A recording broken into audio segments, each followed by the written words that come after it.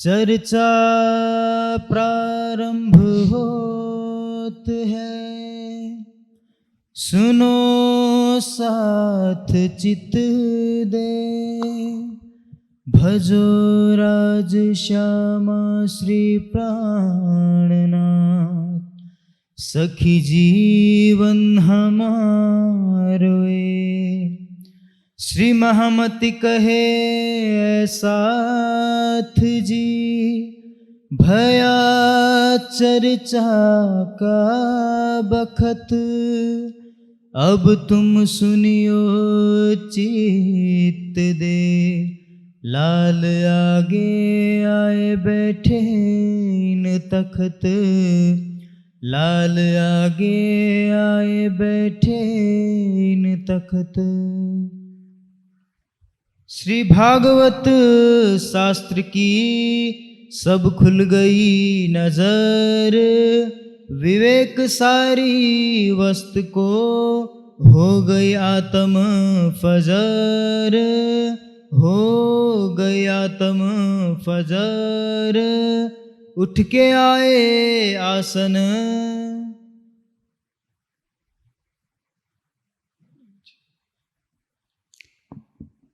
अक्षरातीत धामधनी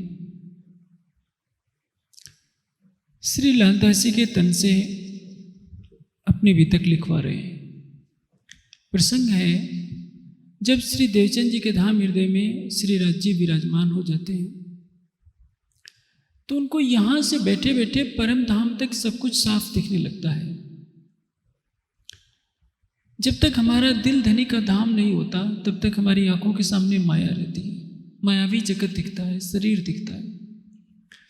जब अंतर्दृष्टि खुल जाती है तो परम धाम अनायासी दिखना शुरू हो जाता है। सभी धर्म ग्रंथों के भेद अपने आप स्पष्ट होने लगते हैं। श्री देवचंद जी के साथ ऐसे ही होता है। राज्य के विराजमान होने के पश्चात श्री देवचंद जी अपने घर आते हैं। अब अंदर में जब श्री राज्य का आवेश स्वरूप विराजमान है तो जागनी लीला का प्रारंभ तो होना ही है। राज्य की प्रेरणा से श्री देवचंद जी अगले दिन श्याम जी के मंदिर के आगे कुछ दूरी पर खड़े हो जाते हैं, जहाँ गांगजी भाई भी उनके साथ कथा सुना किया करते थे। उधर से आते हैं गांगजी भाई और इधर श्री देवचंद जी, दोनों में वार्ता प्रारंभ हो जाती है।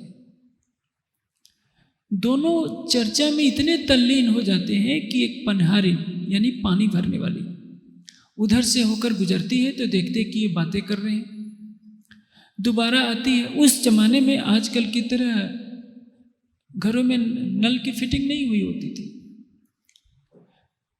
जैसे हम आज घरों में बर्तन धोने वाली बाइयाँ रखते हैं, कपड़े धोने वाली बाइयाँ रखते हैं, पानी भरने वाली भी बाइयाँ या पुरुष रखे जाते थे। वो देख रही है कि ये दोनों इतनी चर्चा में तल्लीन है कि मैं पहली बार गई इधर से गुजरी तो दोनों बातें कर रहे थे। दोबारा गुजरती है तो देखती है कि ये दोनों खड़े होकर के बातें कर रहे हैं। तीसरी बार गुजरती है तो देखती है कि ये अभी भी खड़े होकर के बातें कर रहे हैं। कौन सी बातें कर रहे हैं? श्री देवचंद जी और गांगजी भाई की वार्ता को तल्लीनता से सुनता हुआ सुनकर देखकर वो पनिहारिन कहती है कि अरे भाई साहब, आप लोग जो बातें खड़े खड़े कर रहे हैं ये बैठकर क्यों नहीं कर लेते? यह है ब्रह्मज्ञान की चर्चा सुनने की भावना। आज तो सिफारिश करनी पड़ती है कि भाई ज्ञान सुनो, ज्ञान सुनो। पहले तो यह ज्ञान सुनने को नहीं मिलता। नचिकेता ने कहा है, नचिकेता से यमाचार्य ने कहा कि हे नचिकेता, जो मैं तत्व ज्ञान तुमसे कहने जा रहा हूं यह पहले तो सुनाने वाला नहीं मिलता। सुनाने वाला मिल जाए, सुनने वाले नहीं मिलते। सुनने वाले हजारों में कोई इसको आचरण में लाने का प्रयास करता है और जो आचरण में लाते हैं इनमें कोई ही परम तत्व को प्राप्त कर पाता है। अन्यथा सारा संसार क्या है? बहिर्मुखी है, बाहर भागा जा रहा है। किसी भी मेले तमाशे में आप जाकर देखिए, भीड़ लग जाएगी। जहाँ नाच गाना होगा, हजारों की लाखों की संख्या इकट्ठी हो जाएगी। लेकिन परम धाम का ज्ञान सुनाइए तो कोई नहीं सुनना चाहता। श्री देवचंद जी ने शुरू में क्या किया, एक व्यक्ति को कहा कि भाई मैं तुम्हें परम धाम के मानिक पहाड़ का वर्णन सुनाता हूँ, सुनो। देखो, मानिक पहाड़ में 12,000 हवेलियां हैं। 12,000 हवेलियों में एक एक हवेली में 12,000 मंदिर हैं। एक एक मंदिर में 12,000 कोठरियाँ हैं। एक एक कोठरी में 12,000 अलमारियाँ हैं। एक एक अलमारी में 12,000 खाने हैं और एक एक खाने में 12,000 तरह की मिठाइयाँ रखी हैं। तो कहता है कि बाबा जी, ये गोपड़े सुनने के लिए मेरे पास समय नहीं है, मुझे अपने काम करने दीजिए। यदि आप किसी से कहिए कि मर्यादा पुरुषोत्तम राम, योगेश्वर श्री कृष्ण, हनुमान सभी महापुरुष हैं और ये सारी सृष्टि नारायण से उत्पन्न हुई है, नारायण से परे निराकार है, निराकार से परे बेहद है, बेहद से परे अक्षर है और अक्षर से परे वो अक्षरातीत है, जहाँ स्वलीला अद्वैत परब्रह्म की लीला हो रही है। तो लोग सुन करके कहेंगे कि आप कहाँ से ये सब जोड़ करके लाए। बहुत पुकार करूं किस खातिर, ये तो सुपन स्वरूप बेहद वनज का होएगा साथी, सो एक लवे हो से टुकटुक। जो बेहद की आत्मा होगी, परमधाम की आत्मा होगी, वो इशारे मात्र से समझ जाएगी। अन्यथा सारी दुनिया जड़ पदार्थों की पूजा में लगी हुई है। महापुरुषों को सच्चिदानंद परमात्मा बना लिया। जो सच्चिदानंद परमात्मा है, जिसका कभी जन्म नहीं होता, जिसका कभी मरण नहीं होता, जिसके बाल बच्चे नहीं होते, वो तो क्षर अक्षर से परे अक्षरातीत है, लेकिन दुनिया उसको नहीं जानती। आप जहाँ भी जाइएगा, किसकी कथा होती है, रामायण की या भागवत की या शिव पुराण की कथा होगी, किससे कहानियाँ हो रही हैं, लोग नाच रहे हैं, कूद रहे हैं, खा रहे हैं, पी रहे हैं। परमात्मा कौन है, परमात्मा कहाँ है, कैसा है, हम कौन है, आए कहाँ से है, शरीर और संसार को छोड़ने के पश्चात हमें जाना कहाँ है। इन प्रश्नों का उत्तर कौन पाना चाहता है। किसको तड़प लगती है कि हमें परमात्मा का साक्षात्कार हो जाए, हमारी आत्मा भव सागर से पार हो जाए। इसलिए यह संसार जो जीवों का समूह है, माया से उत्पन्न हुआ है, स्वर्ग और वैकुंठ को पाने के बाद सोचता है कि यही सब कुछ है। जब महाप्रलय होगा, स्वर्ग वैकुंठ नहीं रहेंगे तो कहाँ जाएगा, इसके बारे में सोचने की किसी को फुर्सत नहीं है। ये तो दुनिया तो इतनी सोचती है कि मिठाई का पैकेट ले जाओ, हनुमान जी के मंदिर में चढ़ा दो, करोड़पति बन जाओ, बस और क्या लेना देना, या दुर्गा जी को खुश कर लो, काली माता को खुश कर लो।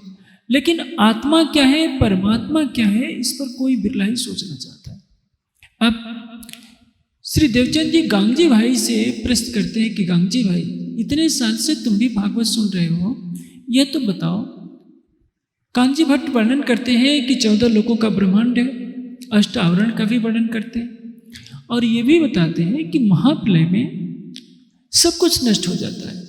जब सब कुछ नष्ट हो जाता है तो 14 लोक भी नष्ट हो जाना चाहिए और 14 लोकों के अंदर वैकुंठ लोक भी नष्ट होना चाहिए।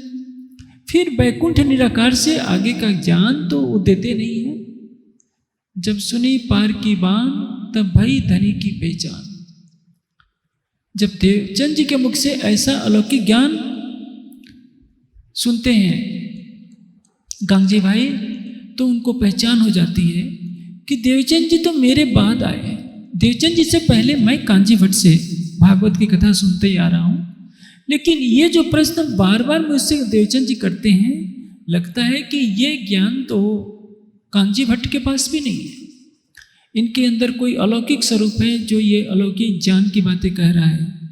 अब जैसे जैसे पात्र देखते गए, देवचंद जी गांगजी भाई को अपना सारा भेद बताते गए।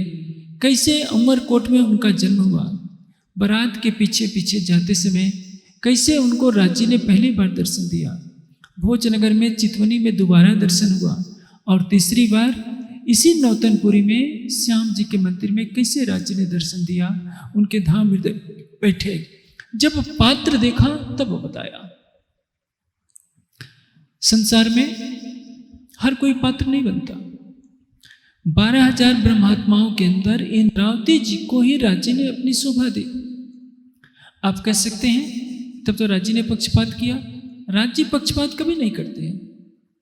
सूर्य सबके लिए है, चंद्रमा सबके लिए है, दिशाएं वस्त्र ये वायु जल सबके लिए है, लेकिन करनी माफक कृपा, कृपा माफक करनी, ये माफक दो अंकुर के। जैसे आप करनी करेंगे वैसे ही आपको फल मिलेगा। राज्य न किसी को दुखी करते हैं न किसी के साथ पक्षपात करते हैं, वो तो सबके लिए बराबर है। लेकिन रास में इंद्रावती जी ने कृष्ण का अभिनय किया और कृष्ण का अभिनय करके अपना सर्वस्व त्याग किया, इसलिए जागनी लीला में इंद्रावती जी को ही राज्य कहलाने की शोभा मिली, अन्य किसी को शोभा नहीं मिली।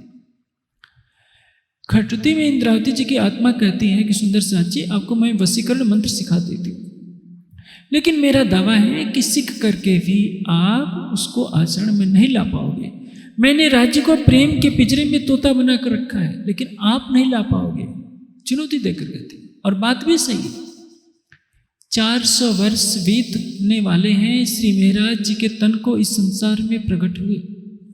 400 साल में ऐसा कोई व्यक्तित्व नहीं हुआ जो श्री महाराज के जीव की बराबरी कर सके। जो हफ्से में उन्होंने विरह किया, 6 महीने में राज्य को अपने धाम हृदय में बसा लिया, कौन करता है? आप देखेंगे अभी आपको आजकल में भी तक सुनने को मिलेगी श्री महाराज कितनी कठोर साधना करते हैं, कैसे अरब जाकर के कष्ट झेलते हैं, चारों तरफ से आरोप लगते हैं, फिर भी धैर्य बना हुआ है। हम सुंदर साथ का तो ईमान बालू की दीवार की तरह जरा सी बात होती है, माया का एक झोंका आता है, हमारा ईमान ढह जाता है। लेकिन वो महाराज है, उस तन में अक्षरातीत को लीला करनी है। जाको लेत है मेहर में तय में पहले मेहरे बनावे वजूद। जिस तन से राज्य को लीला करनी होती है उस तन को उस योग्य बना देते हैं, उसके हृदय में वैसी निर्मलता ला देते हैं। परमहंस महाराज श्री रामतन दास जी से जागने कार्य लेना हुआ, कहाँ कहाँ भटकाया, कैसे कैसे तपाया, कितने कितने कष्ट झेलाए उस तन से। बाबा दयाराम से लेना हुआ, जिस जिस तन से उनको सेवा लेनी होती है उस तन के अंदर वैसी योग्यता डाल देते हैं, वैसी निर्मलता डाल देते हैं। इसलिए किसी को यह कहने का अधिकार नहीं है कि राज्य हमको वैसा क्यों नहीं बना देते, इंद्रावती जी को क्यों बना देते हैं। मेहर सब पर महबूब की पर पावे करनी माफक। राज्य की कृपा सब पर बराबर होती है, लेकिन कोई करने के अनुकूल ही होता है। ऐसी स्थिति देखने को मिलती है। कई बार ऐसी प्रवृत्ति पाई जाती है शिष्य समूह में भी। द्रोणाचार्य के ऊपर भी यह बात रखती थी कि अर्जुन ही प्रिय क्यों है। चाणक्य के ऊपर भी आरोप लगा। उनके ही शिष्यों ने कहा कि आचार्य जब देखो तब चंद्रगुप्त का ही नाम लेते हैं, सबका नाम क्यों नहीं लेते। छत्रपति शिवाजी के गुरु पर भी ये आरोप लगा कि लगता है कि वो जब देखो तब शिवाजी का ही नाम लेते हैं, हमारा कोई नाम नहीं लेते। याज्ञवल्क्य पर भी आरोप लगा कि याज्ञवल्क्य जब देखो तब जनक का नाम लेते हैं, हमारा नाम ही नहीं लेते। जनक तो राजा हैं, हम दिन रात इनके आश्रम में रहते हैं, सेवा करते हैं, हमारा नाम नहीं लेते। लेकिन जब शिवाजी के गुरु समर्थ गुरु रामदास ने कहा कि भाई देखो मुझे घाव हो गया है, इस घाव को जो पी लेगा वो तो मर जाएगा, लेकिन मैं बच जाऊंगा। कोई नहीं आया, सारे शिष्य किनारे हो गए। शिवाजी को आवाज दी गई, शिवाजी भागे हुए आए, कहा कि गुरुदेव कहाँ है फोड़ा। वहां तो उन्होंने चुपके से आम दबा रखा था, लेकिन किसी को पता नहीं था। शिवाजी मना करते करते फोड़े का था वहाँ कपड़ा बांध रखा था, वो चूसने लगे। और वो तो क्या था, वो तो शिष्यों के सामने परीक्षा लेनी थी। सारे शिष्यों ने देखा कि हम तो दिन रात भले ही पांव दबाते हों, जब परीक्षा के समय आया तो सारे भाग गए। शिवाजी उस परीक्षा में पास हुए। उसके बाद समर्थ गुरु रामदास ने कहा कि शिवा मेरा आदेश है, जाओ सिंघनी का दूध लाओ।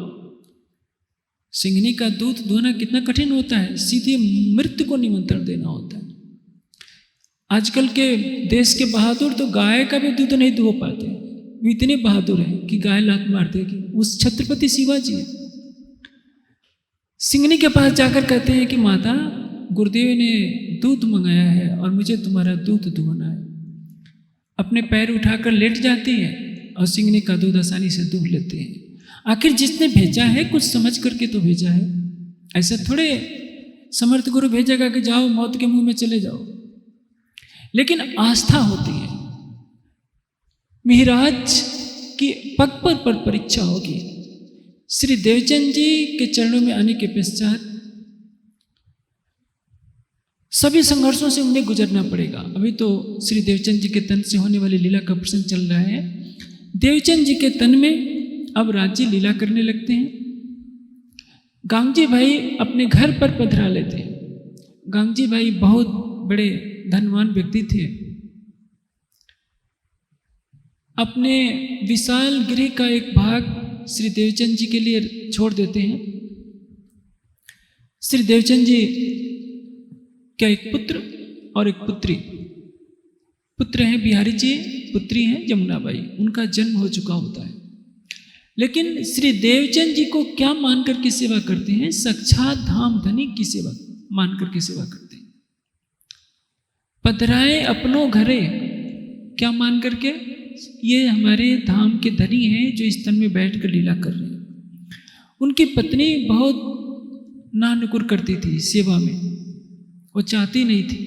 कई घरों में ऐसा देखने को मिलता है, पति महोदय के मन में तो भावना होती है कि हम सेवा करें, लेकिन पत्नियां कई जगह ऐसी भी मिल जाती हैं जो बिल्कुल नहीं चाहती।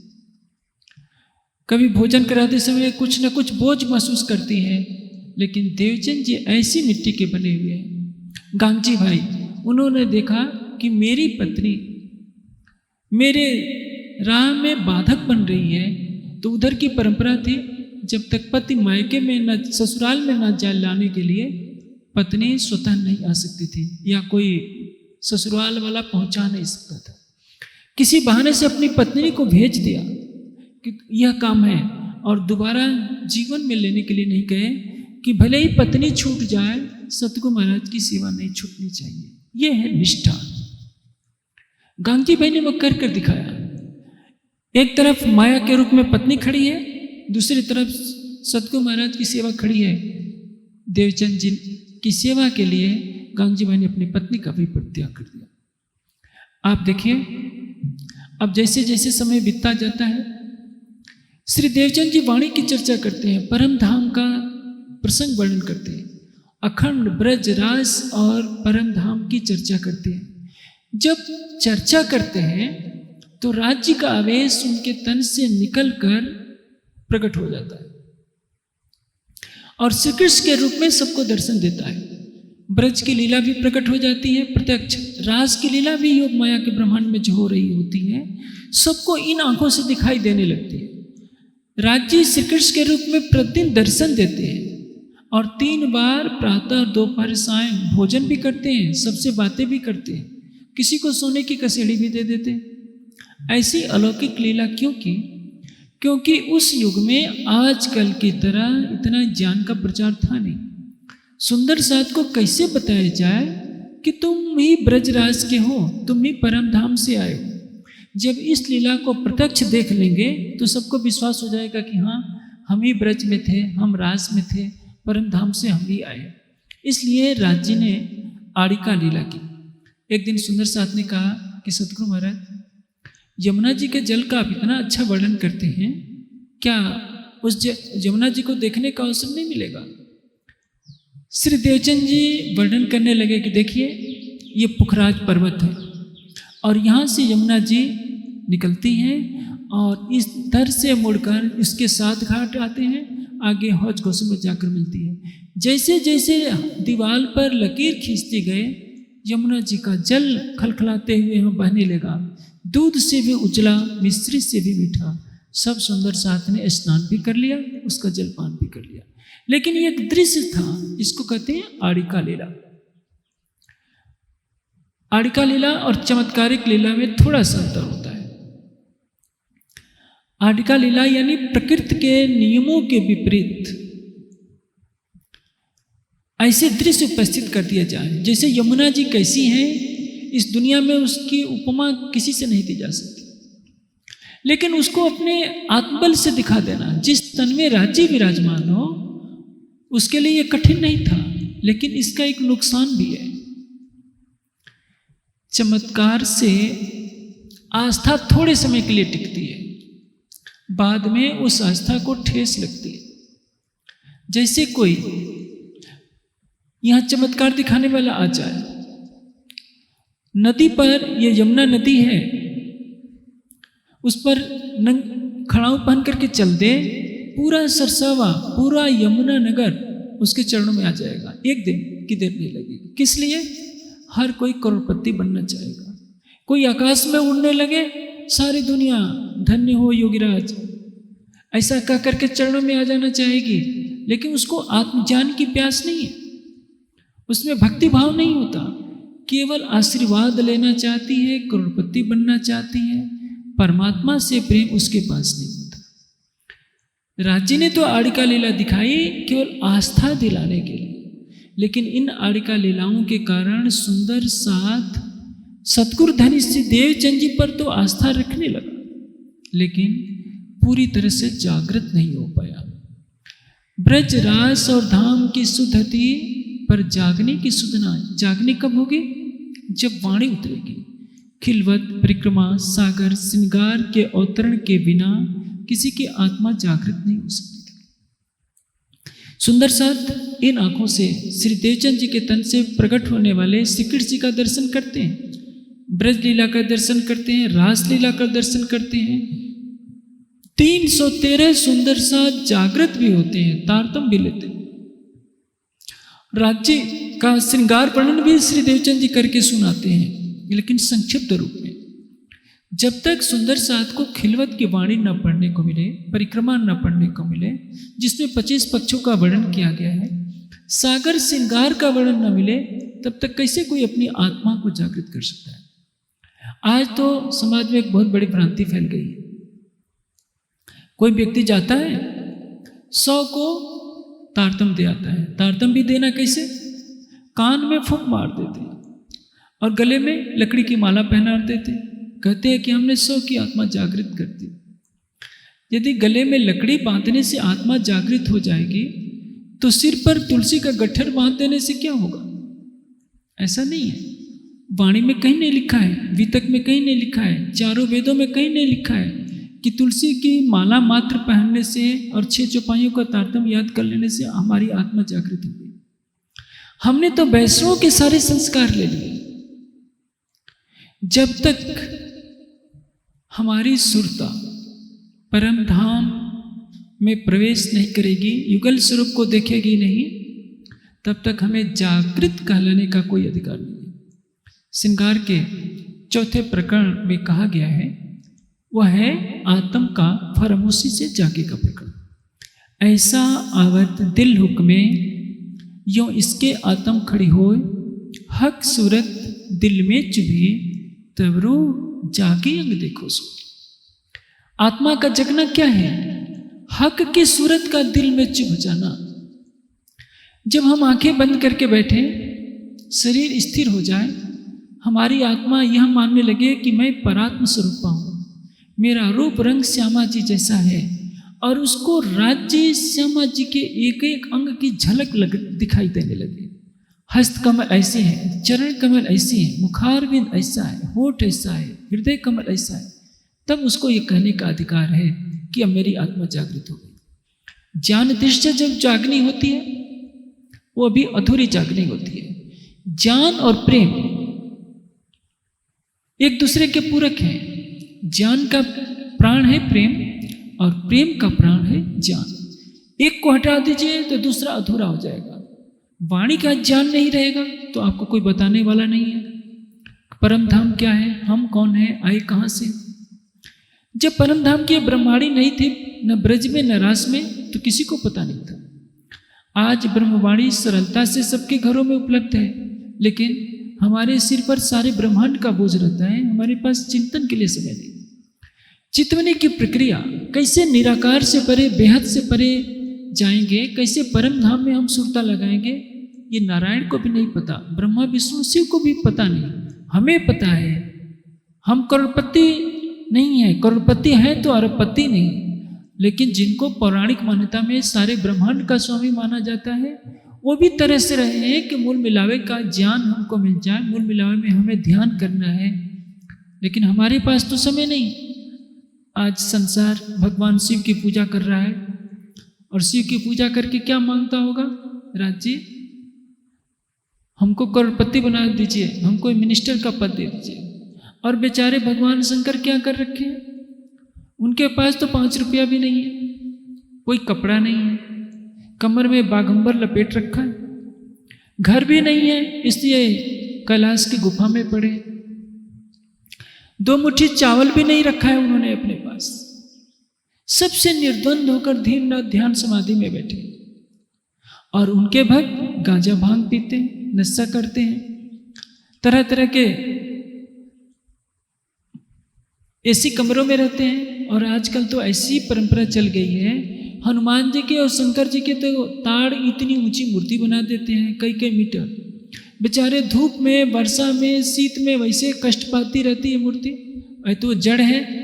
पूछा जाए कि तुम भक्त हो तो तुम तो ऐसी कमरे में रह रहे हो, उनके नाम की कमाई खा रहे हो, और अपने इष्ट को धूप में खड़ा कर रखा है। कहेंगे तो वो मूर्ति है। जब मूर्ति है तो मत्था क्यों टेकते हो, उनके नाम के चढ़ावे क्यों करते हो? जब वो मूर्ति को तुम जड़ मान रहे हो, जड़ है ही, तो स्वयं तो ऐसी कमरे में और अपने भगवान को, इष्ट को धूप में खड़ा कर रखा है, बरसात में खड़ा कर रखा है। ये है दुनिया की आस्था। श्री देवचंद जी के मुख से अलौकिक ज्ञान सुन सुनकर सबकी आत्मा माया को छोड़ने की तरफ अपने कदम बढ़ाने लगती है। लेकिन जागने का उत्तरदायित्व कब पूरा होना है? जागने लीला वैसे 1638 से 1752 तक 120 साल जोड़े जाते हैं, लेकिन वास्तव में तब तक जागने का प्रारंभ नहीं हो सकता जब तक कि परमधाम की वाणी का अवतरण न हो जाए। श्री देवचंद जी अपने मुखारविंद से हमेशा चर्चा सुनाते रहते हैं, भाव काटकर वचन कहते हैं ताकि सबके हृदय में बात आ जाए, क्योंकि उन्होंने श्री राज जी के मुख से सुन रखा है कि जब तक सबकी आत्मा जागृत नहीं हो सकती, हो जाएगी, तब तक कोई भी परम धाम नहीं चलेगा। यदि कोई सुंदर साथ किसी को बुला करके लाता है और श्री देवचंद जी देख लेते हैं कि ये परम धाम की आत्मा है, तो उसको बहुत धन्यवाद देते हैं कि तूने बहुत बड़ा काम किया।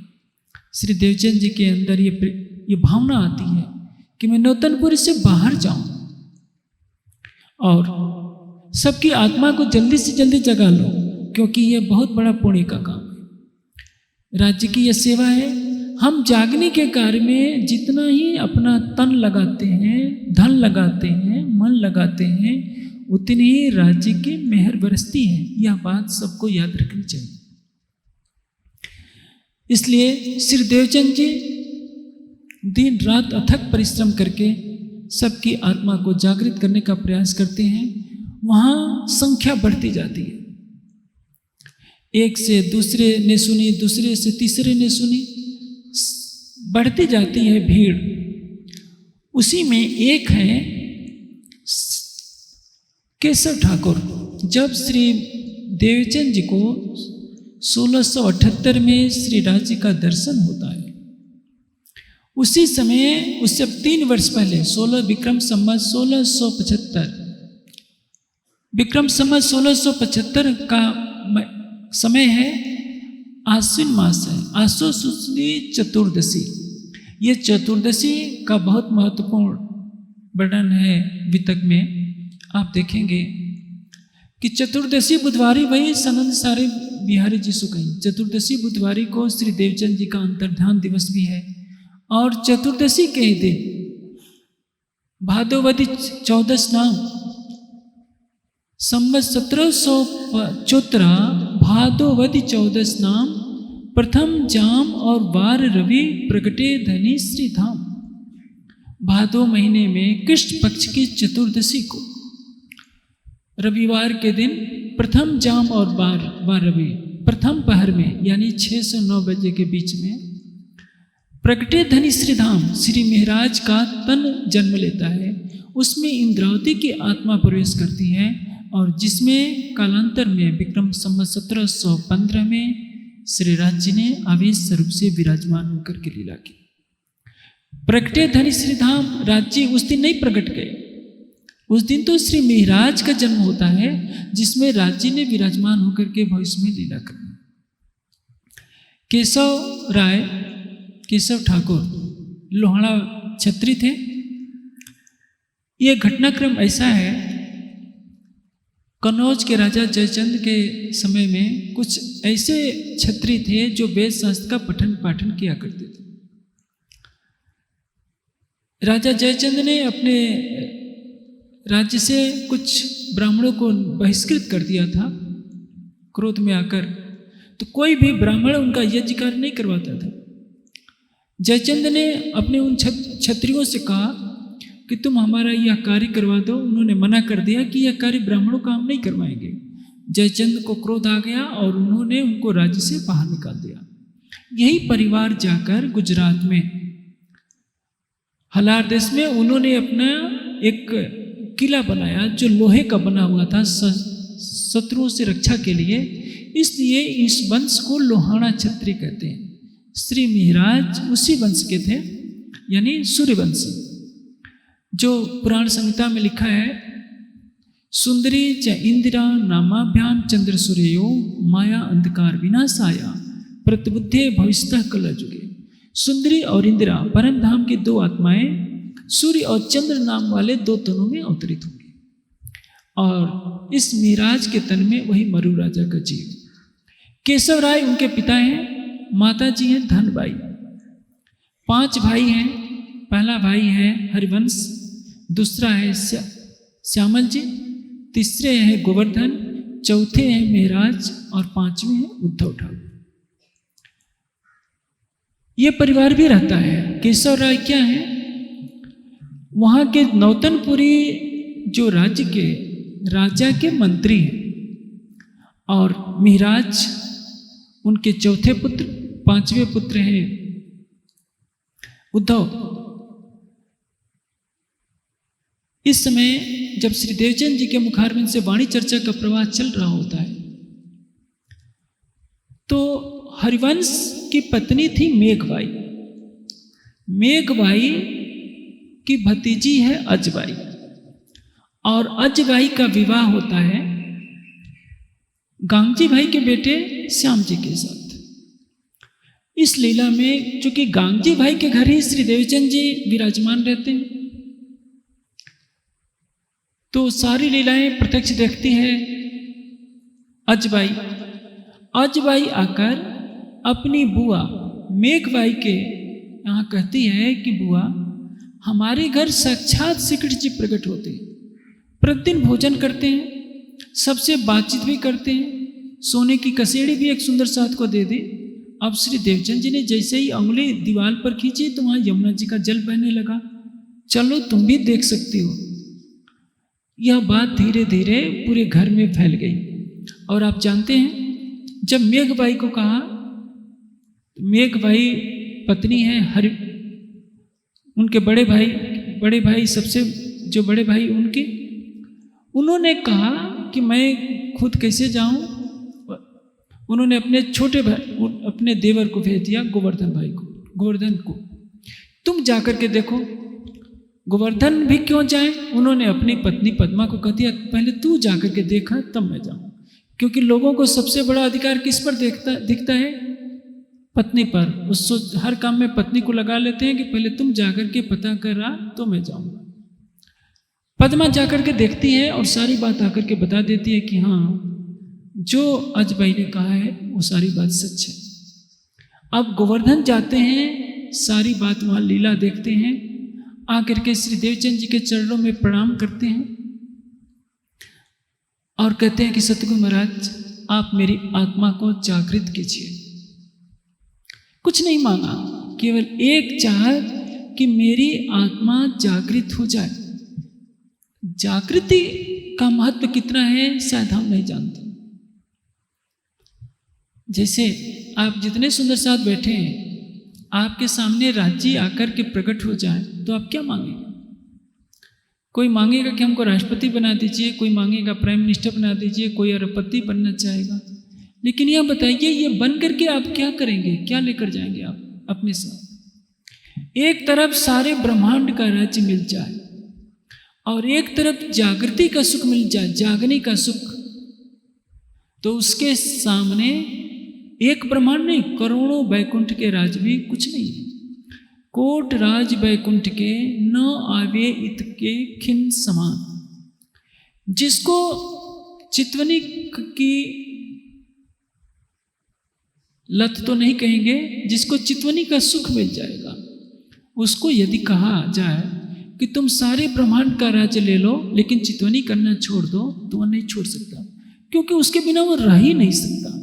ब्रह्मांड के सुख के बिना रह सकता है, वो झोपड़ी में रह सकता है, बिना खाए रह सकता है, लेकिन राज्य के दीदार का सुख जिसने ले लिया है, उसको प्रतिदिन दीदार हुए बिना यदि रखा जाए हीरे मोती के महल में, तो लगेगा कि वो पागल हो जाएगा। वो हीरे मोती के महल में रह नहीं रहा है, वो तो श्मशान घाट से, श्मशान से भी बदतर है। लेकिन जिनकी आत्मा जागृति में नहीं है, माया के अंधकार में है, उनको केवल तृष्णा क्या लगी हुई है, कितना धन कमा ले, कितने संगी संबंधियों को खुश कर ले।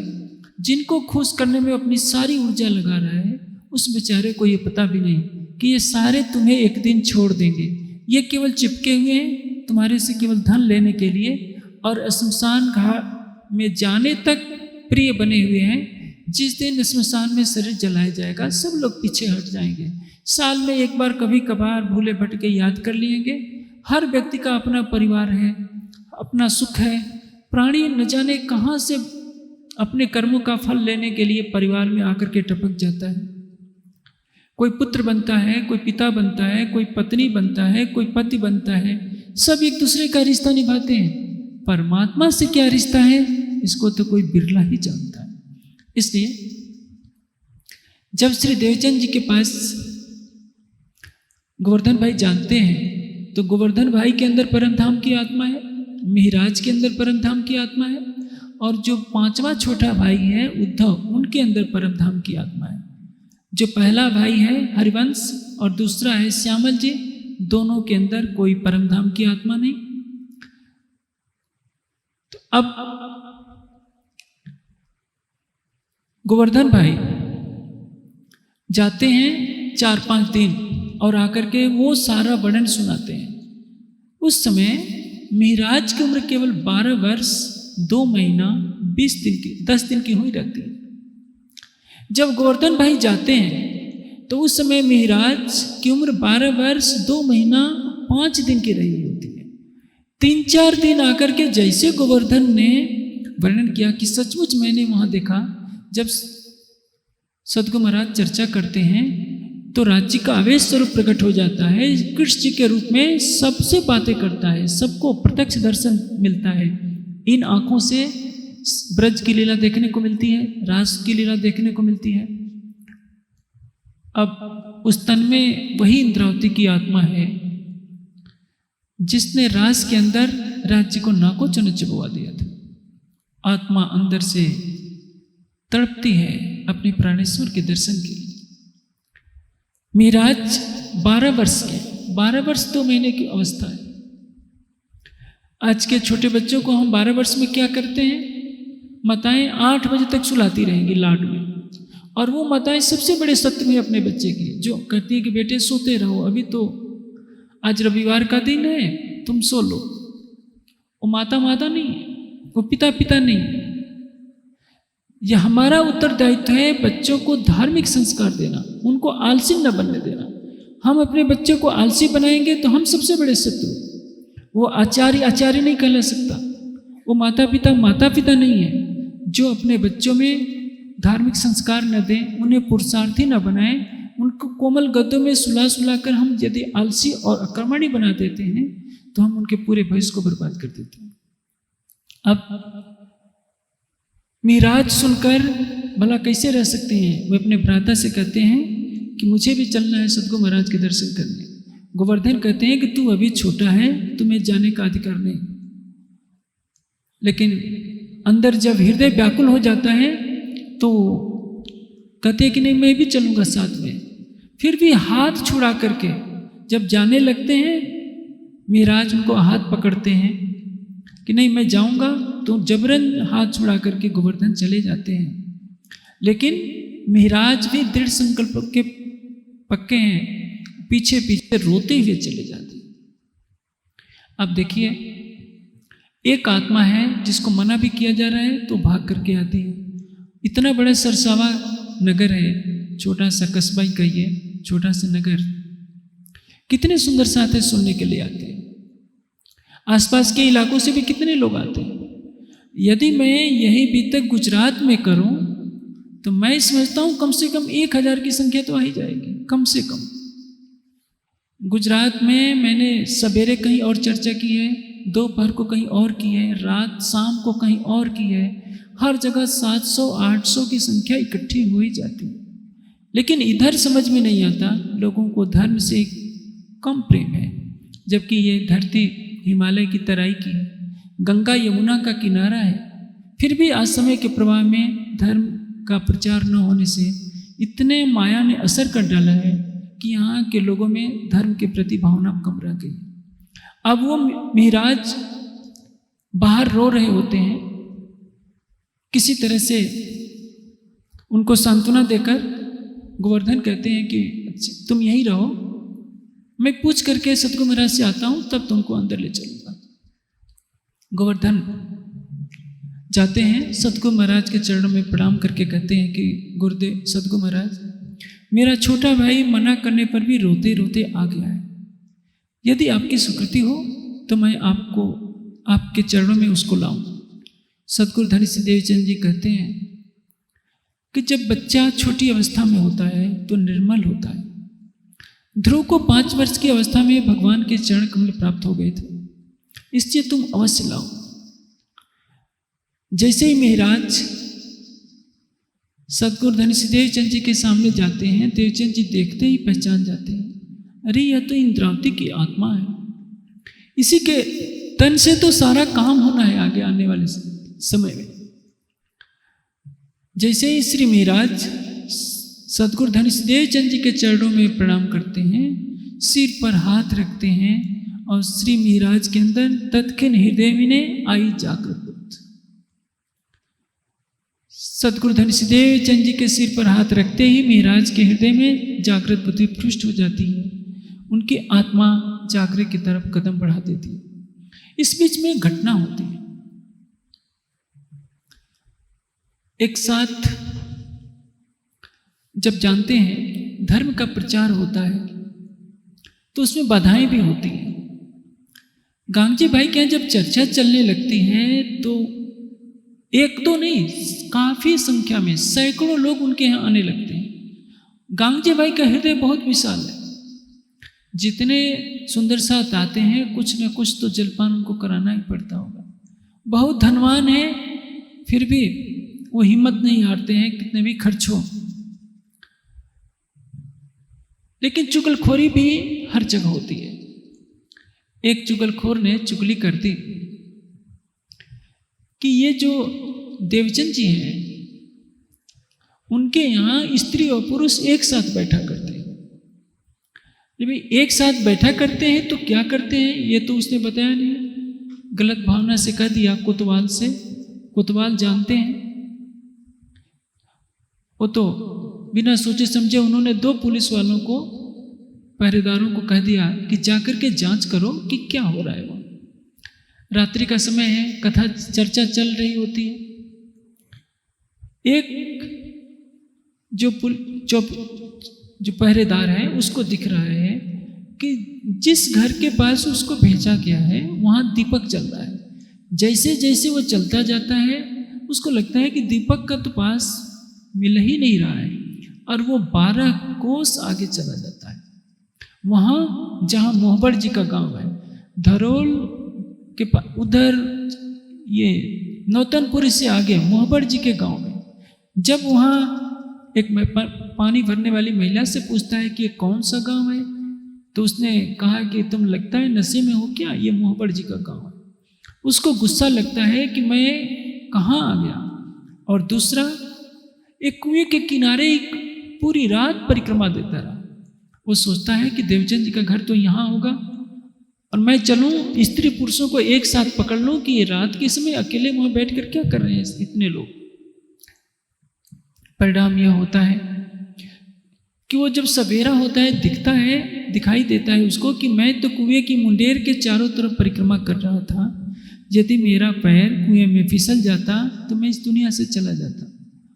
दोनों मिलकर के आते हैं और कहते हैं कि जिसने चुगली की थी यदि वह मिल जाए तो हम तलवार से उसकी गर्दन काट दें। ऐसी ऐसी अनेकों चमत्कारिक लीलाएं नौतनपुरी में हुई, लेकिन कोई भी पहचान नहीं पाया।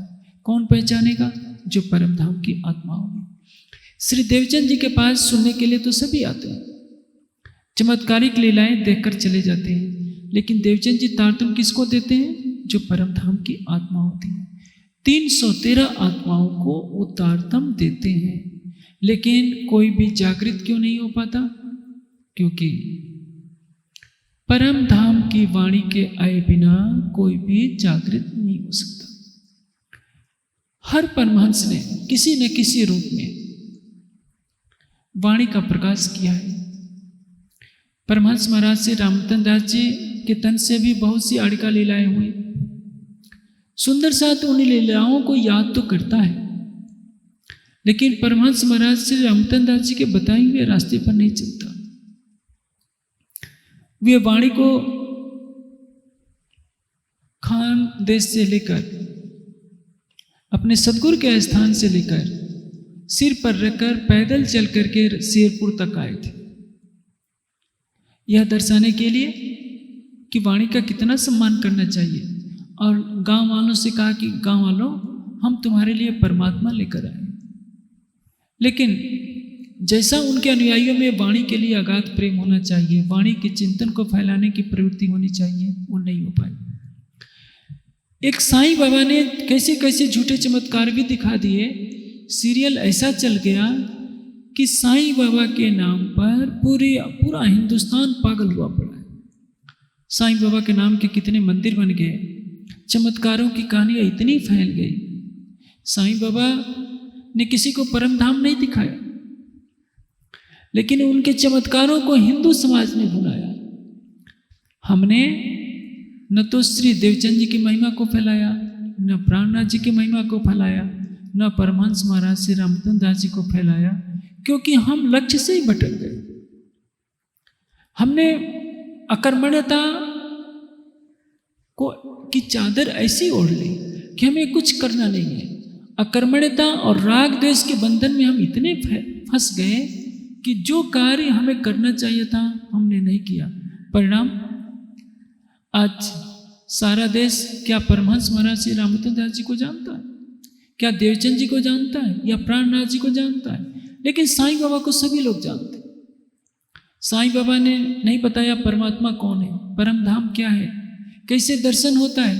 परमहंस महाराज श्री रामतन दास जी ने तो एक थानेदार को कहा कि बोल तुझे क्या दिखाऊं, फूल बाग देखेगा कि नूर बाग देखेगा? साईं बाबा तो ऐसा नहीं करा सके। साईं बाबा को न तो परम धाम का ज्ञान था, न अक्षरातीत का ज्ञान था। ये तो दोषी हम हैं। उनकी समाधि पर जाकर आज भी लोग संसार की बातें मांगते हैं, कोई परम धाम का ज्ञान नहीं मांगता, परम धाम की संपदा नहीं मांगता, क्योंकि परमहंस महाराज श्री रामतन दास जी को किसी ने पहचाना है। श्री देवचंद जी के तन से आड़िका लीलाएं सुंदर साथ देखते हैं, ब्रज की लीला, रास की लीला, इतना मानते हैं कि सतगुरु महाराज के स्वरूप में राज्य लीला कर रहे हैं, लेकिन कोई भी अपनी आत्मा को जागृत नहीं कर। श्री महाराज जब देवचंद जी के चरणों में आते हैं, एक चौपाई आती है, मिलाप श्री देवचंद जी का सोहबत श्री जी साहिब। होना यह चाहिए महाराज। हर जगह अभी तक में संवत 1715 से पहले महाराज शब्द है, केवल आदर सूचक भाव में यहाँ श्री जी साहब लिखा हुआ है। इसी से एक भ्रांति चल गई कि श्री जी साहब यानी महाराज, जबकि बात यह नहीं है। वाणी में श्री जी का अर्थ हमेशा अक्षरातीत के लिए हुआ है। 3 बार तारतमवाड़ी में श्री जी शब्द आए हैं। एक बार प्रकाश गुजराती में लई तारतम अजवानुसार वली श्री जी अव्या आबार। एक बार सटृति में श्री जी ना में वचन विचारिया नितिलिधि वचनों निसार। यहाँ श्री जी किसको कहा गया है? सतगुरु धनीश देवचंद जी को। आगे किरंतन में आता है श्री श्री जी ने चरण पसाए जसिया हम ची गाए थोड़े दिन मां 14 लोगों आनित प्रगटे धाए। श्री श्री जी ने चरण पसाए, यहाँ श्री जी किसको कहा गया है? अक्षरातीत श्री राज जी को। जैसे भारत के प्रथम राष्ट्रपति राजेंद्र बाबू का जन्म बिहार में हुआ था, हम कह सकते हैं। राजेंद्र बाबू राष्ट्रपति बने 1950 के बाद, लेकिन जब वो पैदा हुए तभी वो राष्ट्रपति नहीं बन गए थे। आदर सूचक भाव में ये कहा जाता है कि भारत के प्रथम प्रधानमंत्री जवाहरलाल नेहरू इलाहाबाद में पैदा हुए थे। प्रधानमंत्री पैदा नहीं हुए थे, उस समय जवाहरलाल पैदा हुए थे, प्रधानमंत्री तो बाद में बने। लेकिन आदर सूचक भाव में यह जब व्यक्त किया जाता है तो सामान्य जनसमूह उस शाब्दिक भावना को लेकर प्रयोग करने लगता है, इसी से विकृति फैल जाती है। यहाँ भी वही हुआ है। श्री लालदास जी की कलम है, राज्य लिखवा रहे हैं, लेकिन श्री राज्य के हृदय में तो मिहिराज ही के तन में राज्य बैठे हैं, इसलिए उन्होंने आदर सूचक शब्दावली का प्रयोग किया है। मिलाप श्री देवचंद जी का सोहबत श्री जी साहब, यानी श्री देवचंद जी का और श्री जी का मिलाप कब होता है? हुआ क्या? मिलाप श्री देवचंद जी का श्री मेहराज से होता है। पूरी वाणी में एक यही स्थान है जहाँ से समाज में शाब्दिक अर्थ लेने से भटकाव शुरू होता है और निज नाम श्री जी साहब जी के विरोध का एक बहाना मिल जाता है। वास्तव में श्री जी किसी व्यक्ति को नहीं कहते हैं। श्री जी का अर्थ श्री राज, श्री जी का अर्थ श्री प्राणा, श्री जी का अर्थ धामधनी। तारतम वाणी में यही निर्देशित किया गया है और इसे ही सबको मानना चाहिए। अन्यथा प्रगटे धनी श्री धाम, प्रथम जाम और बार रवि प्रगटे धनी श्री धाम, तो क्या राज्य उसी दिन प्रकट हो गए क्या? उस समय तो संवत 1675 में रविवार के दिन भादवती चतुर्दशी को, कृष्ण पक्ष की चतुर्दशी को मिहिराज का जन्म होता है। जन्म होने के बाद इंद्रावती की आत्मा प्रवेश करती है उस दिन, और क्योंकि इंद्रावती की आत्मा गर्भ में नहीं जा सकती, जब जीव का जन्म हो जाएगा, शरीर गर्भ से बाहर आएगा, तभी इंद्रावती जी की आत्मा प्रविष्ट हो सकती है और उसके पश्चात ही आवेश स्वरूप से राज्य हफ्से में विराजमान होकर लीला करेंगे। या विक्रम संवत 1712 में श्री देवचंद जी के अंतर्धान होने के पश्चात उनके धाम हृदय में विराजमान होकर के लीला करेंगे। इसके पहले उनको केवल मिहिराज कहा जाएगा, उनको श्री जी साहब नहीं कहा जा सकता, या धामधनी या राज्य नहीं कहा जा सकता।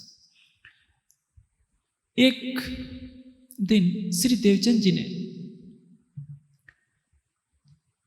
खोजी बाई, जिसके अंदर रई बाई की आत्मा थी, तारतम दिया, सब्जी बेचने वाली थी, छोटे मोटे काम करती थी। मिहिराज ने पूछा कि सतगुरु महाराज, क्या मुसलमानों में भी कोई आत्मा है? देवचंद जी कहते हैं कि कहीं कहीं इनमें है।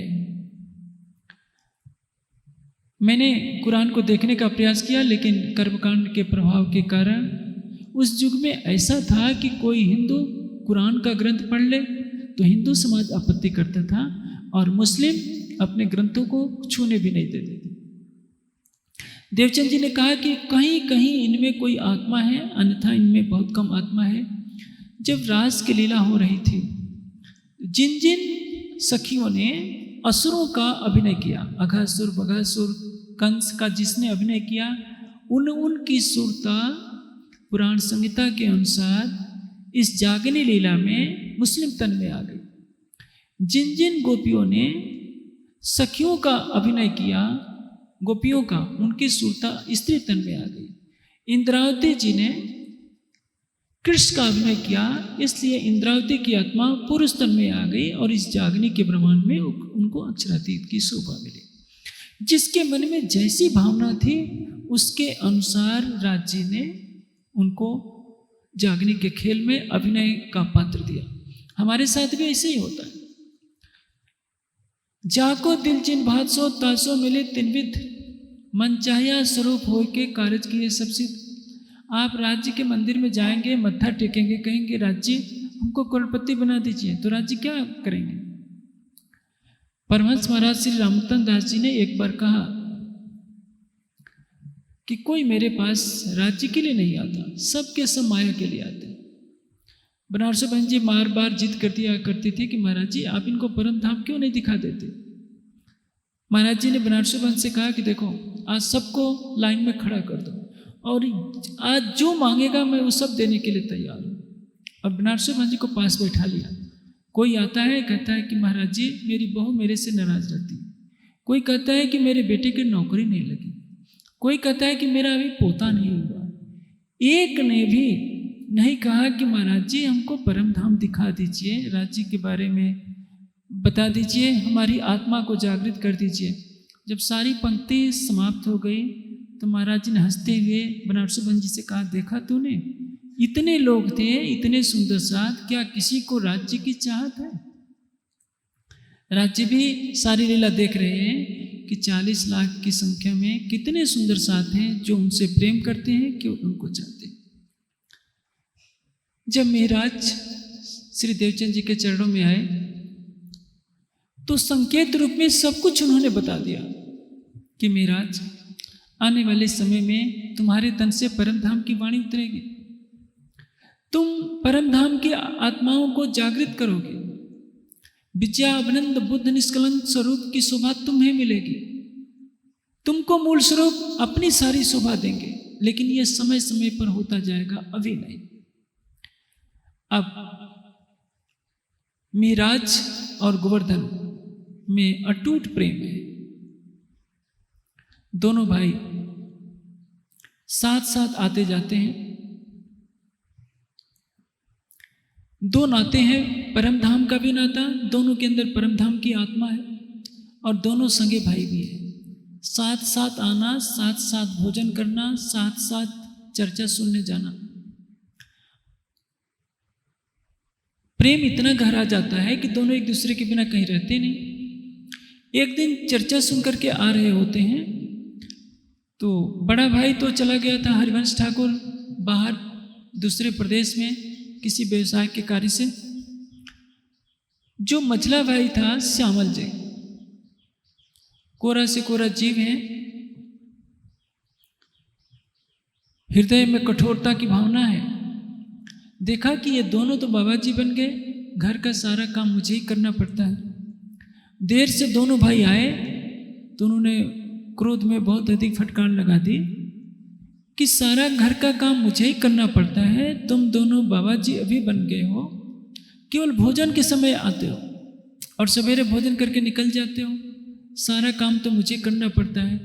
तुम जिनकी कथा सुनने जाते हो, जिनसे उनको यानी सतगुरु धनी श्री देवचंद जी को और कांगजी भाई को, दोनों को मैं पिताजी से कह करके इस नगर से बाहर निकलवा दूंगा, तब मैं देखूंगा तुम कैसी कथा सुनते हो। यह बात सुनते हैं दोनों भाई क्रोध से तमतमा उठे और अपने सगे भाई को मारने के लिए दौड़ पड़े। लेकिन बीच में उनकी माता धनबाई जी आ गई, जिससे कि श्यामल जी की रक्षा हो सकी। नीति का कथन है, पत्नी के सामने यदि पति की निंदा हो और शिष्य के सामने गुरु की निंदा हो तो या तो उसका विरोध करना चाहिए और नहीं तो उठ करके वहां से चल देना चाहिए। मौन रहने का अर्थ होता है कि समर्थन देना। इसलिए श्री मेहराज और गोवर्धन जी को एहसान नहीं हुआ कि इन्होंने सीधे क्यों कहा कि हम उनको शहर से बाहर निकलवा देंगे। यदि ये हमें कठोरता से दंड देते तो हमें सब स्वीकार होता। रात को तो किसी तरह से माता धनबाई जी ने तीनों बच्चों को सुला दिया, तीनों युवा हैं। सवेरे सवेरे तीनों की पेशी हुई, क्योंकि जब पिताश्री केशव राय राज दरबार से आए, सारी बात माता जी ने बताया कि तीनों रात को लड़ पड़े थे। बात यह थी, पिता केशव राय ने दोनों पक्षों की बात सुनी और मिहिराज और गोवर्धन से कहा कि देखो, तुम जिनके यहाँ कथा सुनने जाते हो, श्री देवचंद जी के यहाँ, उन श्री देवचंद जी ने श्याम जी भट्ट से 14 वर्ष तक भागवत सुने थे, इसलिए उनके यहाँ तुम भागवत सुनने जाया करो। वहां गांगजी भाई के घर जाने की कोई जरूरत नहीं है। गोवर्धन और मिहिराज ने कहा कि पिताश्री, यदि श्याम जी भट्ट हमारे प्रश्नों का उत्तर दे देंगे तो हमें खुशी जाने में हमें कोई परेशानी नहीं है, हमें कोई एतराज नहीं। अब पिता किशोर राय अपने दोनों बच्चों को लेकर के जाते हैं श्याम जी भट्ट के यहाँ। कथा हो रही होती है। जब कथा पूरी हो जाती है तो कांजी भट्ट से पिता केशव राय कहते हैं कि भट्ट जी, मेरे दोनों पुत्र यहाँ आए हैं और आपसे कुछ प्रश्न करना चाहते हैं। मैं आशा करता हूँ कि आप इनके प्रश्नों का यथोचित उत्तर देंगे। केशव राय के इस कथन पर कांजी भट्ट कहते हैं कि पूछे ये प्रश्न। दोनों पुत्र पूछते हैं कि भट्ट जी बताइए, कितने गुण हैं? कहते हैं कि 3, सत्व रजतम। कितने लोक हैं? 14 लोक। पौराणिक मान्यता में अतल, वितल, सुतल, तलातल, महातल, रसातल, ये 7 नीचे के लोक माने जाते हैं। ये सातों जो पाताल लोक हैं, वैदिक मान्यता में पृथ्वी पर ही है, पृथ्वी के नीचे कोई लोक नहीं है। जैसे मैं यहाँ बैठा हूँ, नीचे समुद्र है, मैं यहाँ हिमालय पर बैठा हूँ, नीचे समुद्र बह रहा है, तो वो समुद्र के किनारे का भाग पाताल कहलाएगा। पादस्य तले यो देश स पाताल, पाद यानी नीचे, नीचे का लोक समुद्री भाग वो है पाताल लोक। ऐसा नहीं समझना चाहिए कि पृथ्वी को छेदने के बाद नीचे पाताल लोक मिलेगा। भागवत में जो इस तरह से लिखा है वो गलत व्याख्या है। और ऊपर के जो 7 लोक हैं, पृथ्वी लोक के ऊपर 6 लोक और हैं। भूवर लोक को वैदिक मान्यता में अंतरिक्ष लोक कहा जाता है। भूवर लोक, महालोक, जनलोक, तपलोक, सत्यलोक। सत्यलोक का तात्पर्य यह है कि ब्रह्मलोक, यानी संप्रज्ञात समाधि में पहुंचने वाले योगी जन सूक्ष्म लोकों में तरह तरह के आनंद प्राप्त करते हैं। इनको 14 लोक कहा जाता है। ये सभी लोग प्रकृति के अंतर्गत हैं। इनको घेर कर अष्टावरण का मंडल आया है। उसके पश्चात अहंकार, उसके पश्चात महतत्व है, और तब निराकार का मंडल है। इस निराकार के अंदर मोह सागर है। मोह सागर, इस निराकार रूप मोह सागर में आदि नारायण विराजमान है। चारों ओर अनंत निराकार का मंडल फैला हुआ है, और उसके परे है बेहद का मंडल। लेकिन तारतम्य ज्ञान के बिना कोई जान ही नहीं सकता कि 14 लोग अष्टावरण से परे क्या है। अब भट्ट जी कहते हैं कि 14 लोग ये हैं। प्रलय कितने हैं? कहते हैं कि 4 प्रकार के प्रलय हैं। नित्य प्रलय, नैमित्तिक प्रलय, प्राकृत प्रलय और महाप्रलय। पौराणिक मान्यता में मैं चारों प्रलय के बारे में पौराणिक और वैदिक मान्यता आपको बता देता हूँ। नित्य प्रलय उसको कहते हैं हर वस्तु का रूप हर पल नष्ट हो रहा होता है। जैसे एक बच्चा देखिए, छोटे पर कुछ और होता है, जैसे जैसे उम्र बढ़ती जाती है उसमें परिवर्तन होता जाता है। आप मकान बनाते हैं, 6 महीने के बाद उसमें जीर्णता होनी शुरू होती है, साल भर के बाद और पुराना, 10 साल के बाद लगेगा नहीं कि ये चमकता हुआ कभी भवन था। यानी इस सृष्टि की हर वस्तु क्षरित हो रही है, इसलिए इसको नित्य प्रलय कहते हैं। नैमित्तिक प्रलय किसको कहते हैं? स्वर्ग तक का लय हो जाना। प्राकृत प्रलय किसको कहते हैं? महातत्व अहंकार तक का लय हो जाना। और महाप्रलय किसको कहते हैं? मोह सागर का लय हो जाना। लेकिन वैदिक मान्यता अलग है। वैदिक मान्यता में या विज्ञान से जोड़ेंगे तो ये 14 लोकों का प्रलय का तात्पर्य है सौर मंडल का प्रलय। 14 लोक सहित एक सौर मंडल जैसे अनेकों सौर मंडल ब्लैक होल तारे में समा जाते हैं। ब्लैक होल तारा जो है आकाश गंगा में समा जाता है, और इस आकाश गंगा से भी बड़ी जो आकाश गंगाएं हैं वो उनमें समा जाती हैं। ये सभी प्राकृतिक प्रलय के अंतर्गत आते हैं। यानी सौरमंडल का जो प्रलय हुआ तो वो सोचते कि हमारा प्रलय हो गया। नित्य प्रलय तो सबके साथ है, वो सच है। नैमित्तिक प्रलय का तात्पर्य यह है कि 14 लोकों का प्रलय, सौरमंडल का प्रलय। प्राकृतिक प्रलय यानी पूरी ये जो आकाश गंगा है, गैलेक्सी, उसका प्रलय। लेकिन इस गैलेक्सी जैसी बड़ी बड़ी कई गैलेक्सियाँ, अनंत गैलेक्सियाँ हैं, और इस सारे मोह सागर से असंख्यों गैलेक्सियाँ प्रकट हो रही हैं। इस सृष्टि का और छोर नहीं है। आज देखिए, आज मनुष्य अपने मानव तन की कीमत नहीं समझता। 2 गज जमीन के लिए मनुष्य का खून करता है, भाई भाई का गला दबा देता है, पिता पुत्र का गला दबा देता है। किसके लिए? धन के लिए। कोई 10 अरब कमा लेता है, प्राइम मिनिस्टर बन जाता है, तो अकड़ कर चलता है कि मैं कितना बड़ा हो गया हूं। उस मनुष्य को यह पता नहीं तेरा अस्तित्व क्या है। समुद्र के किनारे धूल के जो कण होते हैं, मनुष्य इस सृष्टि में समुद्र के किनारे फैले हुए धूल के एक कण के बराबर भी अस्तित्व नहीं रखता है। लेकिन इतराता किस पर है? अपने सौंदर्य पर, अपने धन पर, अपनी प्रतिष्ठा पर और अपने पद पर। और ये सारी चीजें नश्वर है। इन सबको भुलाकर यदि वो परमात्मा से प्रेम कर ले, परमात्मा के प्रेम में डुबा दे स्वयं को, तो वो धन धन हो जाता है।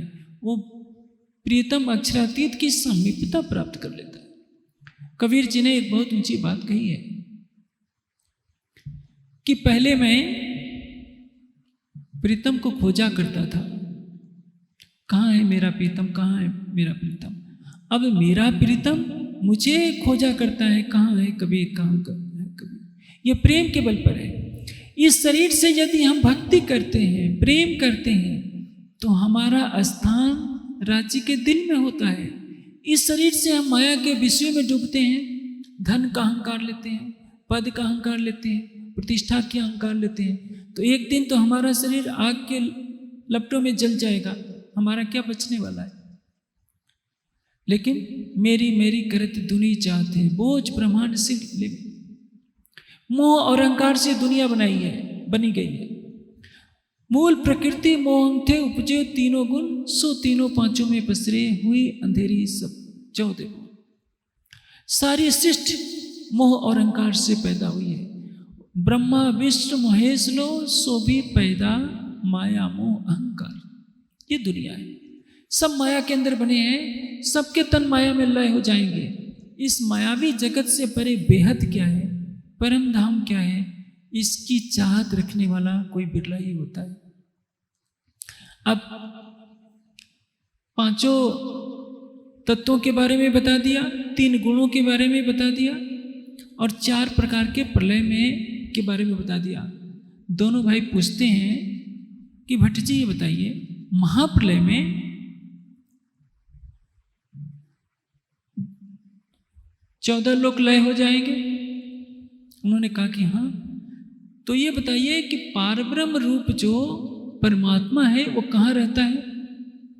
तो वो कहते हैं कि जो अक्षयवट वृक्ष है, अक्षयवट वृक्ष के पत्ते पर अंगूठे के बराबर रूप धारण करके परमात्मा रहेंगे। दोनों भाई कहते हैं कि यह बताइए, जब महाप्रलय में 5 तत्व 3 गुण रहेंगे ही नहीं, तो अक्षयवट वृक्ष कहाँ रहेगा? और अक्षयवट वृक्ष का वो पत्ता कहाँ रहेगा जिस पर परमात्मा वास करेंगे? तब भट्ट की शुद्ध बुद्ध चली जाती है, कहती हैं कि इस प्रश्न का उत्तर तो ब्रह्मा जी भी नहीं दे सकते। आप तारतम्य ज्ञान के प्रकाश में समझिए कि इसका आशय क्या है। तारतम्य ज्ञान न होने से धर्म ग्रंथों के आशय यथार्थ रूप में समझ में नहीं आते। कठोपनिषद में कहा गया है, अंगुष्ठ मात्र पुरुषा मध्य आत्मने तिष्ठति। अंगुष्ठ मात्र ये है अंगूठा। परमात्मा कैसा है? अंगुष्ठ मात्र पुरुष मध्य आत्मनि तिष्ठत।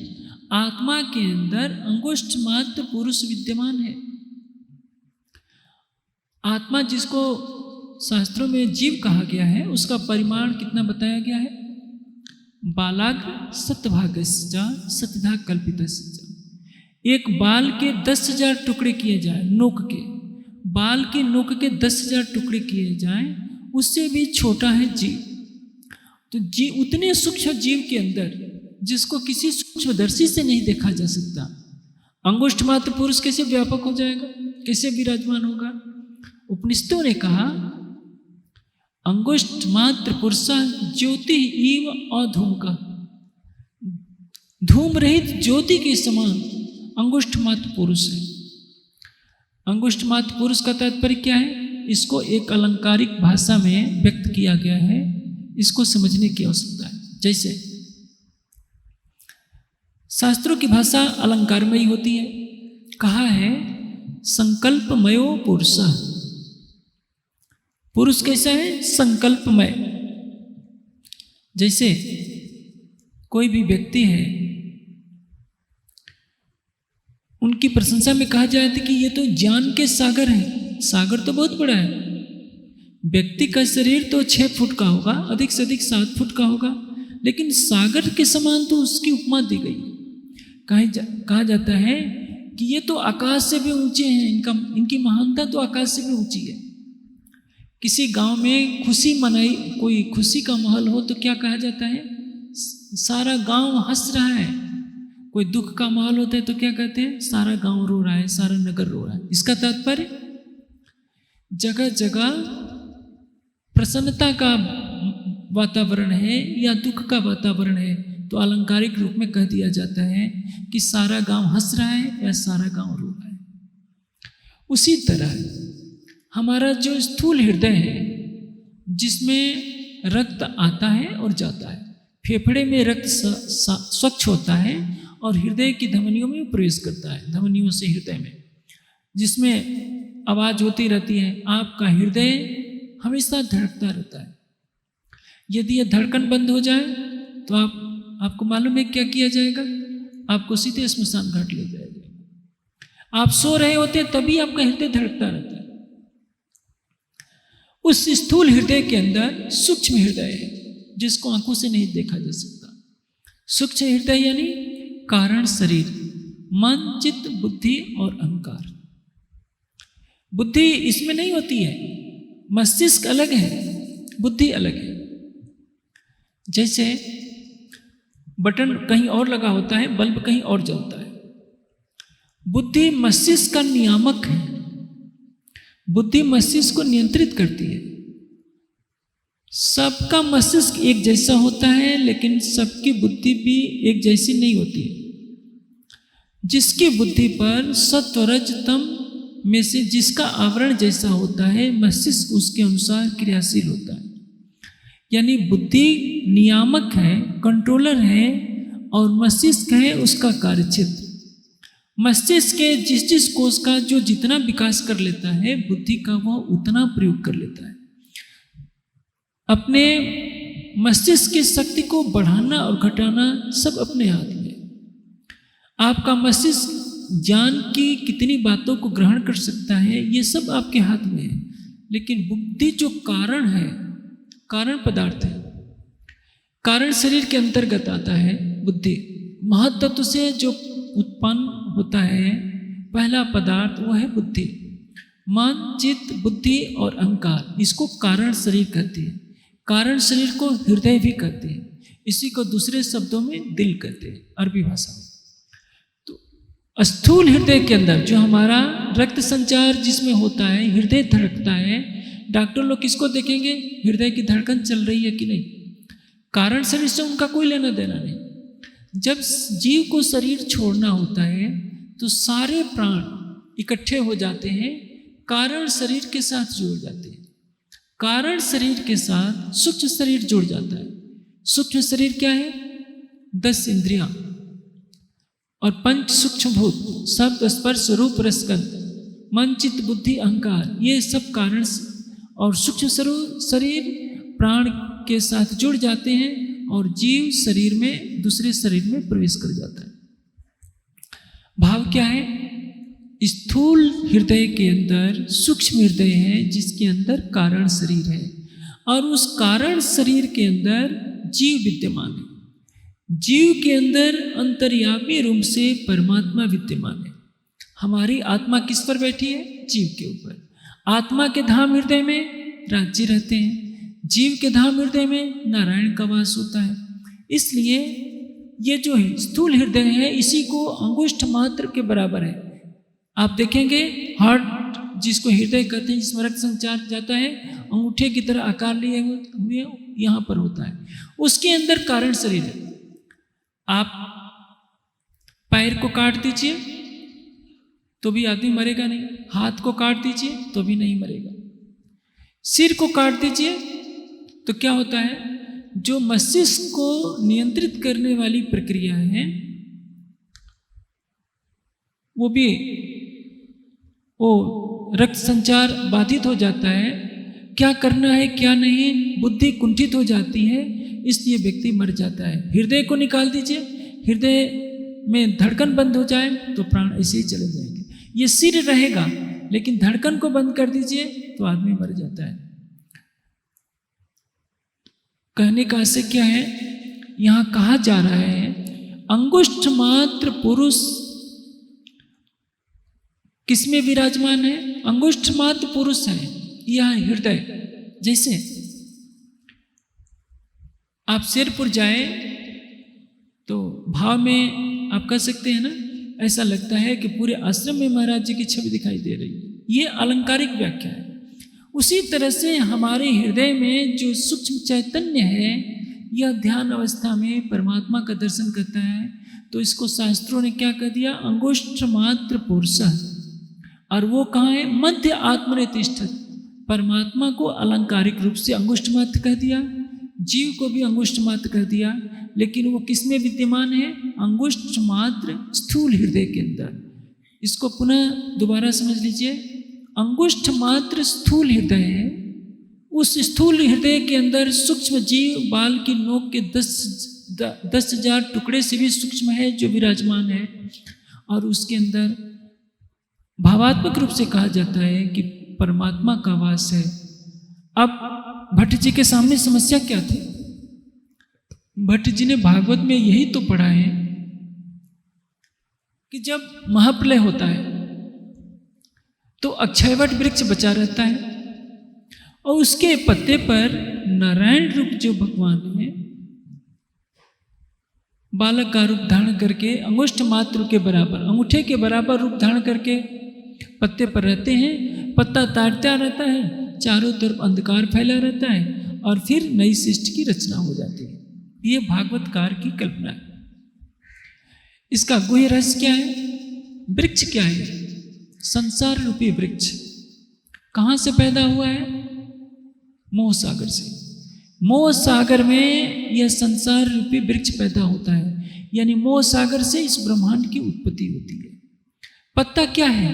जैसे वृक्ष में हजारों लाखों पत्ते होते हैं, उसका एक भाग है। हम सृष्टि के एक छोटे से भाग में रह रहे हैं और उसमें ब्रह्म की सत्ता का अनुभव कर रहे हैं। परमात्मा पत्ते पर कभी क्यों रहेगा? जिसको अनंत सूर्यों से अधिक प्रकाशमान कहा गया है वो वृक्ष के एक पत्ते पर क्यों रहेगा? जो स्थूल वृक्ष है वो तो महाप्रलय में 5 तत्व का बना होता है, लय को प्राप्त हो जाएगा। जब 5 तत्व 3 गुण रहेंगे ही नहीं तो न वृक्ष रहेगा न पत्ता रहेगा, तो फिर परमात्मा का निवास कहाँ होगा? बिना तारतम्य ज्ञान के कोई भी बता नहीं सकता। आज पूरे देश में भागवत की कथाएं हो रही हैं। एक एक भागवत की कथा के आयोजन में लाखों रुपए पानी की तरह से बहाए जाते हैं, लेकिन बिना तारतम्य ज्ञान के कोई प्रश्नों का समाधान नहीं कर सकता कि महाप्रलय में जब 5 तत्व नहीं रहेंगे, 3 गुण नहीं रहेंगे, साम्य अवस्था वाली प्रकृति नष्ट हो, लय को प्राप्त हो जाएगी, तो अक्षयवट वृक्ष कहाँ रहेगा? और जो अंगुष्ठ मात्र पुरुष की जिसमें पत्ते के ऊपर रहने की बात कही गई वो कहाँ रहेगी? अब श्री कांजी भट्ट नतमस्तक हो जाते हैं पिता से गदगद हो जाते हैं और दोनों भाइयों को पूरी छूट दे दी जाती है कि घर के काम काज से अब तुम्हारी पूरी तरह से छुट्टी है, तुम्हें जितनी कथा सुननी हो, जो करना हो करो, अब तुम्हारे ऊपर किसी तरह का प्रतिबंध नहीं रहेगा। दोनों भाइयों को छूट मिल जाती है। अब दोनों प्रगाढ़ प्रेम में लगे हैं, दोनों को एक ही तड़प है किस तरह से हमें राज्य मिले। दोनों नाते एक साथ जुड़े हुए हैं, परम धाम का भी नाता और इस दुनिया के सगे भाई होने का भी नाता। समय बीतता जाता है, समय का चक्र बहुत बलवान होता है। जब विक्रम संवत 1700 का समय होता है, गोवर्धन भाई का तन पूरा हो जाता है। उस समय महाराज की उम्र होती है 25 वर्ष। जब 20 वर्ष की अवस्था होती है, यानी 1695 में, तब महाराज जी का विवाह हुआ होता है फूलबाई जी से। विवाह के ऊपर भी उनका कोई प्रभाव नहीं पड़ता। दोनों भाई केवल उसी भक्ति भाव में रहते हैं, चर्चा सुनते हैं, केवल अपनी आत्मा को जागृत करने के लिए।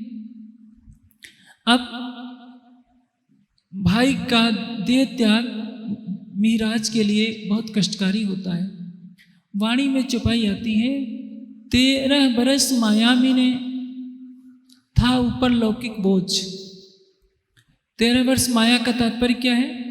जब महाराज की उम्र 20 वर्ष की थी तब उनका विवाह होता है और संवत 1703 में सतगुरु धनी सुदेव चंद जी उनको भेजते हैं कि जाओ अरब में खेता भाई के यहाँ, क्योंकि खेता भाई ने बहुत अधिक धन कमा रखा था। यहाँ गांगजी भाई के यहाँ सुंदर साथ सैकड़ों की संख्या में प्रतिदिन आते हैं, खर्चा बढ़ रहा है, वहाँ से धन लेकर के आओ तो वो धन सेवा में लग जाएगा। 1703 से पहले के समय को माया में इसलिए कहा गया है कि श्री महाराज का मन कई तरफ बट गया था। भाई से भी प्रेम है, चलिए वो तो परम धाम का प्रेम है, पत्नी भी साथ में है और चर्चा में भी लगे रहते हैं, चितवनी में भी लगे रहते हैं। इसमें एक विशेष घटना घटित होती है आज हमारे सुंदर साथ के बीच में। एक भ्रांति है। पहले तो सुंदर साथ कहेंगे कि चितवनी कब करनी चाहिए? बुढ़ापे में। पहले एक समूह है जो कहता है कि राज्य ले आए हैं तो लेकर जाएंगे, खाना पीना सोना ये मोमिन का काम, दुनिया करे बंदगी मोमिन करे आराम। हमें चितवनी नहीं करनी, हमें तो केवल आराम करना है। लेकिन ये नहीं सोचते कि वाणी में आराम करना किसको लिखा है।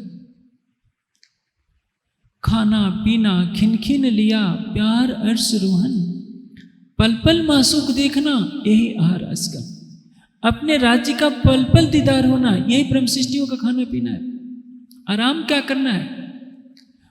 ब्रह्म सृष्टि का आराम है धनी के प्रेम में डूबना। लेकिन इस चौपाई को तो कोई नहीं देखेगा। बेशक अर्श से हो के क्यों खाए पिए करे आराम, यो चाहिए मोमिन को रूह उड़े सुनते हक नाम। बेशक अर्श से हो के क्यों खाए पिए करे आराम। ये चौपाई किसी को याद नहीं होगी जो कहते हैं खाना मोमिन दुनिया करे बंदगी मोमिन करे आराम। वाणी कहती है कि बेशक अर्श से हो के क्यों खाए पिए करे आराम। जिनको वाणी का प्रकाश मिल गया वो इस झूठे संसार में रह कर के आराम करना नहीं चाहेंगे। उनकी एक ही चाहत होगी कि हमें राज्य मिल जाए। आपने देखा होगा पहली बार श्री देवचंद जी को दर्शन होता है जबकि उनकी उम्र होती है 16 वर्ष 6 महीना। दोबारा दर्शन होता है, उनकी उम्र होते हैं 24 वर्ष। 24 वर्ष की उम्र में श्री देवचंद जी ने चितवनी के द्वारा अखंड ब्रज में लीला करने वाले स्वरूप का दर्शन कर लिया था। उस स्वरूप में श्री राज्य ने ही आकर दर्शन दिया। तीसरी बार जो दर्शन होता है उनको 40 वर्ष की अवस्था में, और तब उनके तन से लीला हो जाती है। इधर महाराज को भी 25 वर्ष की उम्र में परम धाम का अनुभव हो जाता है। कैसे? मिराज के अंदर वही तड़प है। मिराज पाना चाहते हैं अपने प्राणेश्वर को। भाई ने तन छोड़ दिया, अब क्या करें, कोई साथ में नहीं। उनको लगता है कि जब सतगुरु महाराज के अंदर परम धाम का स्वरूप विराजमान है, सतगुरु देवचंद जी को राज्य के स्वरूप में मानकर उनको रिझाते हैं, उनसे हंसते हैं, बोलते हैं, तो वो सोचते हैं मिराज कि जब सतगुरु महाराज को परम धाम दिख सकता है तो मुझे क्यों नहीं दिख सकता। इसलिए नहीं दिखता है क्योंकि हमारे अंदर अवगुण है। अवगुण कैसे निकाले जाएंगे? साधना से। सैद्धांतिक पक्ष तो ठीक है, अब इसको निकालने के लिए उन्होंने क्या किया? उन्होंने भागवत में सुन रखा है कि सोने के अंदर यानी स्वर्ण के अंदर माया कलयुग का वास होता है। सोचा कि जब तक इसके प्रति आसक्ति रहेगी तब तक हमें परम धाम नहीं दिखेगा। अपने स्वर्ण के सारे आभूषण निकालकर अपनी पत्नी के जितने स्वर्ण आभूषण थे सब लाकर सतगुरु महाराज के चरणों में समर्पित कर दिया कि सतगुरु महाराज आप इसको सेवा में कहीं लगा लीजिए, हमें नहीं चाहिए। कुछ बताते नहीं हैं और क्या करते हैं? अपना आहार घटाते जाते हैं। उतरते आहार घटाइया, धीरे धीरे आहार की मात्रा कम करते जाते हैं। शरीर जर्जर हो जाता है, चलने फिरने की शक्ति नहीं रह जाती। नीतिकारों ने कहा है अति सर्वत्रम वर्जित, अति वर्जित है। बहुत अधिक भोजन करेंगे तो आपको निद्रा आती रहेगी। राजकुमार सिद्धार्थ ने भी यही मार्ग अपनाया। ये तो 2 पैसे के बराबर महराज आहार करते रहे। राजकुमार सिद्धार्थ ने अन्न का 1 दाना प्रतिदिन खाना शुरू कर दिया। अन्न का 1 दाना कहाँ तक साधना पूरी करा सकता है? परिणाम क्या हुआ? उनका राजकुमार सिद्धार्थ का तो पेट था ही नहीं, सब अंदर धंस गया, चलने की शक्ति नहीं थी। एक बार निरंजना नदी में स्नान कर रहे थे, सोचा था कि जाकर के भिक्षा मांग करके लाऊंगा। रास्ते में गिर पड़े, बेहोश हो गए। उस समय सुजाता नाम के लड़की जो वृक्ष देवता को खीर चढ़ाने आई होती है, उनके मुख में खीर डालती है तो उनके प्राण बचते हैं। खीर खाने से उनके शरीर में चेतना आई और उनको लगा कि नहीं, यदि आज मुझे ये भोजन नहीं मिलता तो आज मेरे प्राण निकल जाने थे। जो परमात्मा की खोज में लगा रहता है, परमात्मा पल पल उसकी रक्षा करता है। हम सोचते हैं कि परमात्मा कहीं दूर बैठा है, वो सबसे निकट है। हमारे हर पल के कार्य पर उसकी नजर है। हम जो सोचते हैं वो भी वो जानता है। परमात्मा बहरा गूंगा नहीं है जिस तक अपनी आवाज पहुंचाने के लिए लाउड स्पीकर की जरूरत हो। तभी तो कबीर जी ने कहा है, कंकड़ पत्थर चून के मस्जिद लिया बनाए, तापर मुल्ला बांग दे, क्या बहरा हुआ खुदा। खुदा तो जर्रे जर्रे की बात जानता है, चाहे मंदिरों में शोर शराबा हो या मस्जिदों में या गिरजाघरों में या गुरुद्वारों में। परमात्मा को इससे कोई प्रभाव नहीं पड़ता। वो सबका अंतर्यामी है, सबके हृदय की बात जानता है। अब श्री महाराज अब भी गौतम बुद्ध की तरह वैसे ही उन्होंने आहार घटाना शुरू कर दिया था। मैं वही प्रसंग दोहरा रहा हूं। बुद्ध को विवेक कैसे हुआ? यदि सुजाता का भोजन दिया नहीं ग्रहण करते तो उस दिन प्राण छूट जाने थे। लेकिन परमात्मा तो सबको देख रहा है कि यह राजकुमार सिद्धार्थ सत्य की खोज में एक वृक्ष के नीचे बैठे हुए 7 वर्ष गुजार चुका है। कहीं ना कहीं से माध्यम बनता है, सत्य की राह अपने आप आने लगती।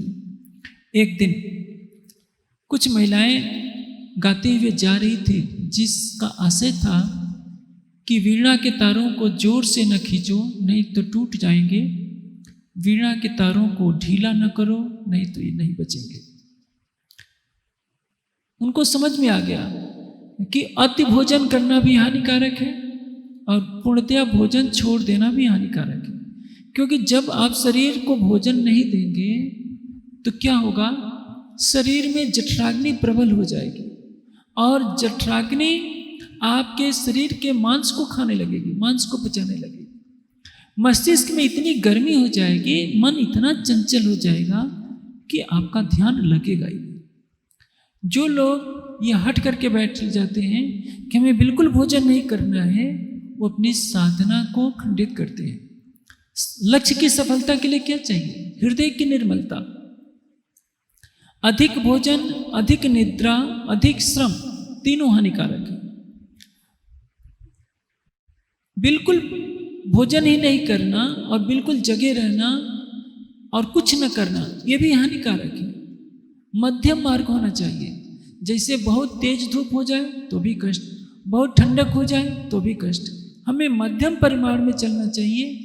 युक्त आहार विहारस्य युक्त स्वप्नस्य चेष्टा युक्त स्वप्न बोधस्य योगो भवति दुःखा।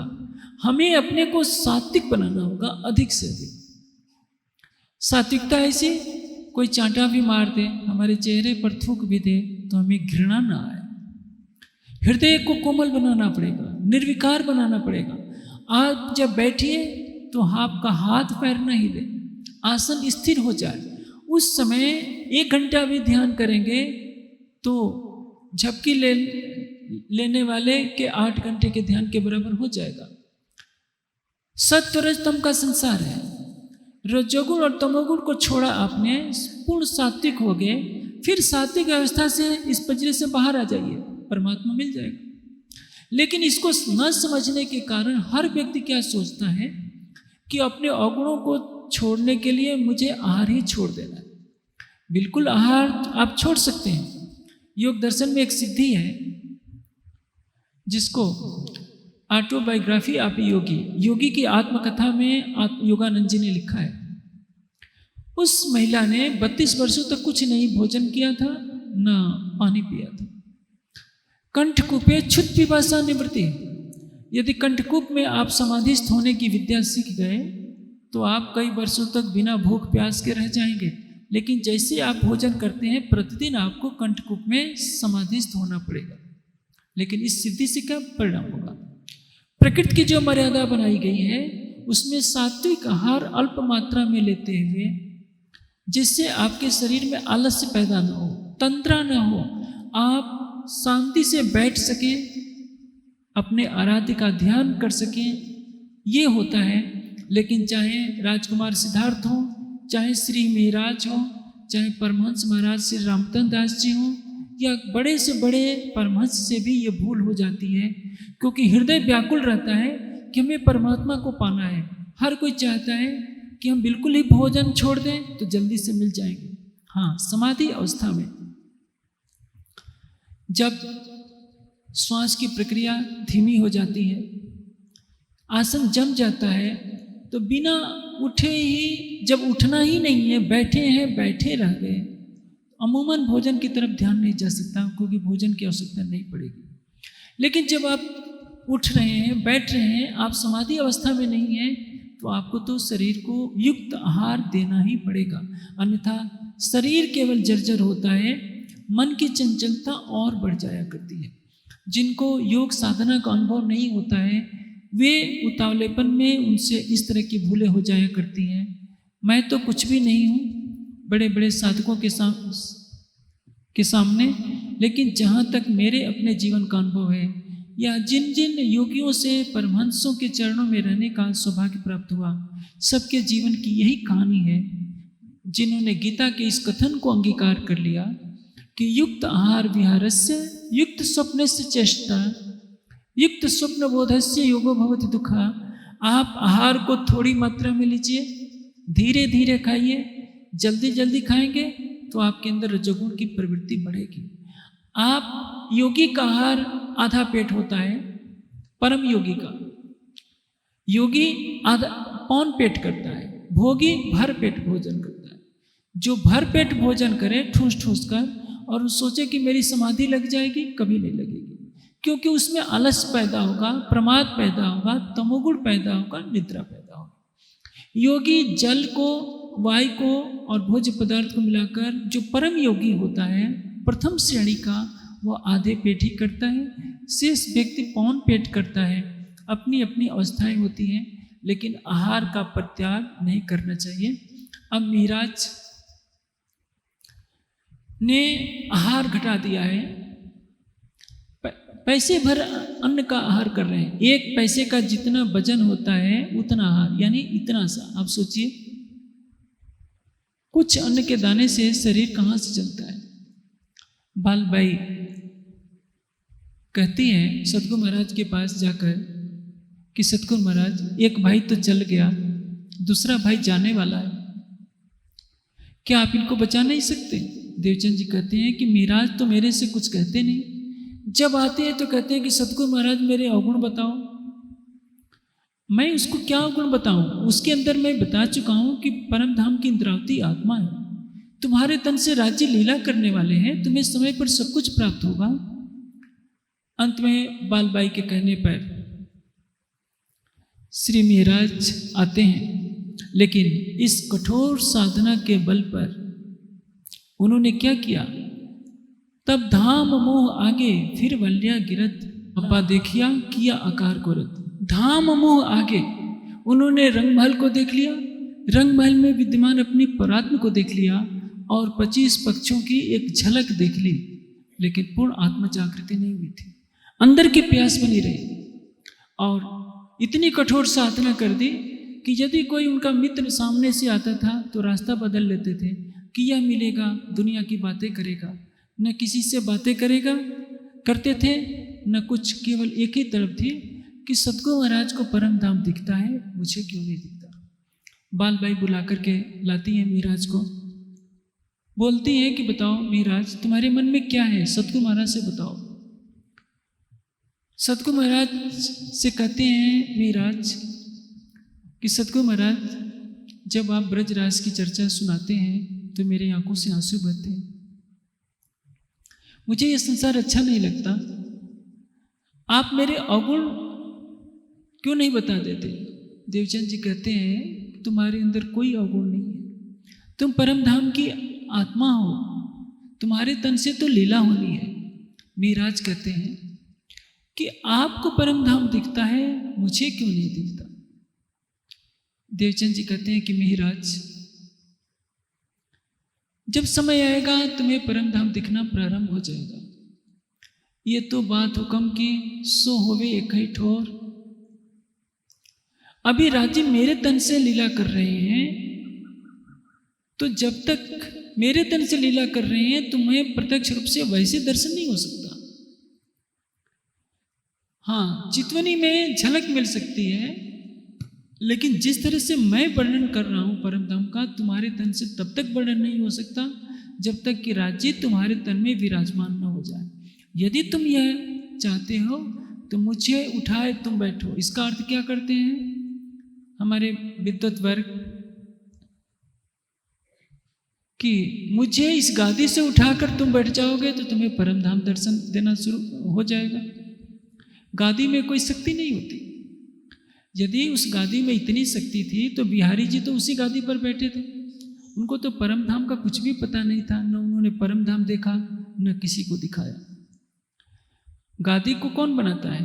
जैसे मैं यहाँ बैठा हूँ, ये तो कोई भी दर्जी सील देगा, एक तखत को कोई भी बढ़ई बना देगा। गादी में कोई शक्ति नहीं है। राज्य गादी में नहीं बैठे हैं, राज्य आत्मा के धाम हृदय में बैठे। देवचंद जी के धाम हृदय में राज्य विराजमान है। जब उस तन को छोड़कर राज्य महाराज के अंदर बैठेंगे तब तो राज्य की कृपा से महाराज को दर्शन होगा। उस गादी पर बैठने मात्र से दर्शन हो जाया करे तो किसी को चितवनी कराने की क्या जरूरत थी? देवचंद जी किनारे खड़े हो जाते और सबको कहते जाते थोड़ी थोड़ी देर इस पर बैठते जाओ, सबको परम धाम दिखता जाएगा। आज हमारे समाज में यही अंधविश्वास घर कर गया है कि जो गादी पर बैठ जाता है वो राज्य का स्वरूप है। गादी की आरती होती है, पूजा होता है, सारी महिमा गादी की जाती है, वाणी की महिमा नहीं कही जाती। वाणी क्या कहती है? ऊपर तले अर्श न किया, अर्श कहिया मोमिन कलो। न परम धाम ऊपर है न नीचे है, ब्रह्मात्मा का दिल ही धाम है। इसलिए हमें परम धाम को चितवनी से देखना होगा। हमें अपनी आत्मा के धाम हृदय में एकल स्वरूप को खोजना होगा। रूई की गद्दी में कहीं भी न अक्षरातीत मिलते हैं और न कभी मिलेंगे। जो समाज गादी पूजा को बढ़ावा दे रहा, उस समाज का भविष्य क्या होगा? हमने परम धाम से अपने को अलग कर लिया, वाणी से अपने को अलग कर लिया, मूल स्वरूप से अलग कर लिया और रूई की गद्दी के पुजारी बन गए, तो परिणाम क्या होगा? हमारी आत्मा को परम धाम का प्रकाश कहाँ से मिल सकता है? जब मिहराज को लगा कि क्या परम धाम देखने की उतावली में मुझे ऐसा सुनने को मिल रहा है कि सतगुरु महाराज करके कह रहे हैं कि यदि तुम अभी देखना चाहते हो तो मुझे इस शरीर को छोड़ना पड़ेगा, मुझे उठाए तुम बैठो। यानी मिहराज तुम्हें इतनी जल्दी है तो इसके लिए तो मुझे अपना तन त्यागना पड़ेगा। जब राज्य तुम्हारे अंदर लीला करेंगे तभी तुमको मेरी तरह साक्षात दर्शन होंगे। अब मिहराज का मन दुखी हो जाता है कि अब मैं ऐसी जिद नहीं करूँगा। तभी एक किरंतन में इस संबंध में प्रकरण उतरता है। पतित शिरोमणि योग कहे जो मैं किए हैं वज्रले। पतित किसको कहते हैं? जो संसार से उल्टी राह अपनाए। पतितन के सिर महामत मुकुटमन जिन ए जुद जब में लखाया। पतित कौन है? जो संसार से उल्टी राह चलकर परम धाम को देखने का प्रयास करे, उसको कहते हैं पतित। जो मैं किए हैं वज्रलेप। वज्रलेप यानी अमिट गुनाह। क्या किया कि सतगुरु धनी देवचंद जी के तन रहते रहते परम धाम देखने की जिद पकड़ ली। परम धाम देखना हर ब्रह्मात्मा का पुरुषार्थ है और सबको देखने की इच्छा रखनी चाहिए, सबको उसको पाने का प्रयास करना चाहिए, लेकिन जिद नहीं पकड़नी चाहिए कि आपको दिखता है तो मुझे क्यों नहीं दिखेगा। ये गुनाह होता है। यदि मिहराज ये शांति भाव से करते कि सतगुरु महाराज के अंदर राज्य बैठे हैं तो हमें भी सम्यक तरीके से सम्यक मार्ग अपनाकर, यानी हठ न अपनाकर प्रेम से चितवनी करते जाते तो अवश्य लक्ष्य प्राप्त हो जाता। जैसे जब श्री जी के तन से लीला हो रही है तो आप देखेंगे सुर असुर सबों को ए पति सब पर एक दया देत दीदार सबन को साईं जिन्हों जैसा चिन्ह। प्राणनाथ जी चर्चा कर रहे हैं बंगला जी दरबार में और सब सुंदर साथ को परम धाम का साक्षात दर्शन हो रहा है, युगल स्वरूप को दर्शन हो रहा है। जाको दिल जिन भात सो तासो मिले तिन बित मन चाया स्वरूप हो के कार्य किए सब सिद्ध। हर कोई परम धाम के 25 पक्षों में घूम रहा है। उसी तरह से देवचंद जी के तन रहते भी दर्शन हो सकता था, लेकिन मिहराज जी ने जो जिद पकड़ ली कि नहीं उनकी तरह ही मुझे मेरे तन से भी लीला हो, यह अमिट गुनाह था। और यही प्रायश्चित के स्वर किरंतन के इस प्रकरण में उतरते हैं। बालबाई ने कहा कि सतगुरु महाराज भाई के न रहने से मिहराज अकेले रहते हैं, इसलिए इस तरह की बातों में ये उलझे रहते हैं, आप उनको किसी सेवा में लगा दीजिए। संवत 1703 का समय है। मिहराज को कई जगह भेजा सतगुरु महाराज ने कि जाओ वहाँ से पुराण संहिता महेश्वर तंत्र इत्यादि ग्रंथ अहमदाबाद से लाओ। जाते हैं लाते हैं। अब संवत 1703 का समय है। सतगुरु धनिष देवचंद जी श्री मिहराज को खेता भाई के यहाँ अरब में भेजते हैं, इसी बहाने से कि नहीं तो यहाँ रहेंगे अपने शरीर को गला डालेंगे, इनको सेवा में लगाया जाए ताकि इनका मन इसी में लगा रहे। ज्ञानार्जन, सेवा और ध्यान तीनों में समरूपता होनी चाहिए। हम ज्ञान की खोज नहीं करेंगे, ज्ञान प्राप्त नहीं करेंगे तो भटक सकते हैं।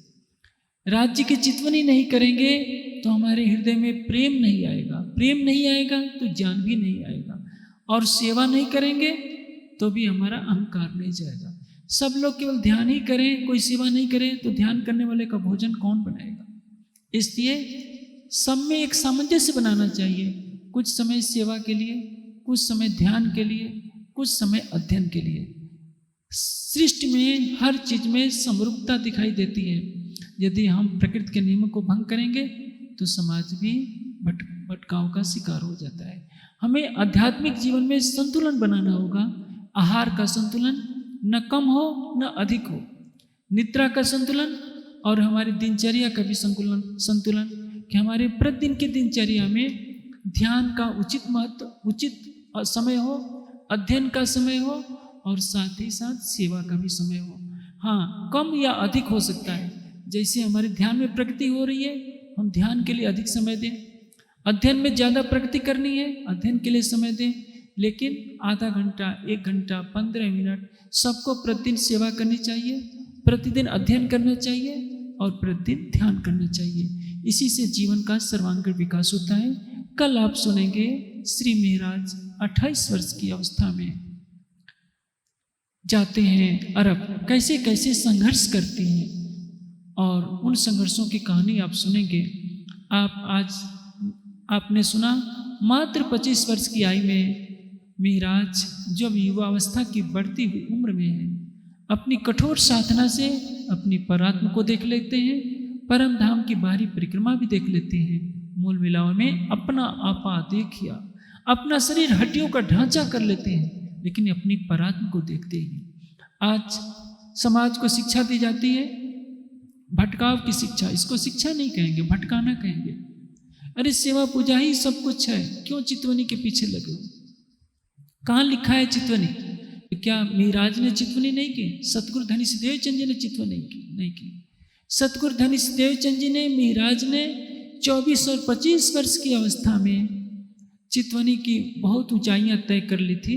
समाज को भी चाहिए कि वो अपनी रूढ़वादिता को छोड़े।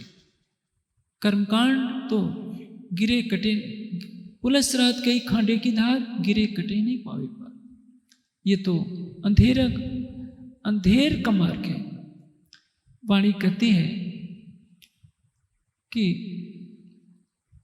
कर्मकांड क्या है? ये जो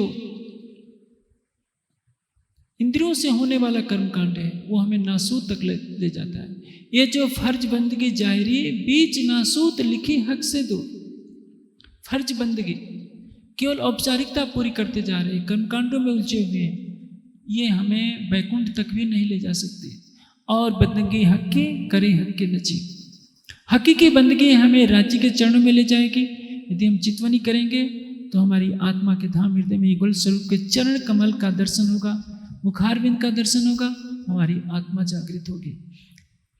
चितवनी हमारे जीवन का आधार है, वाणी का चिंतन हमारे जीवन का आधार है। चितवनी और वाणी के चिंतन का कोई विकल्प कोई प्रस्तुत नहीं कर सकता है।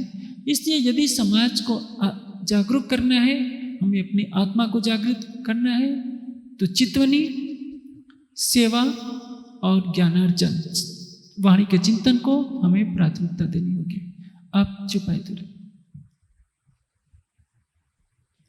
श्री महमति कहे ए मोमिनो, सुनियो यह बिताक, आगे फिर कहत हूँ, जो आज्ञा है हक, जो आज्ञा है हक। बोलिए श्री प्राणनाथ प्यारे की जय।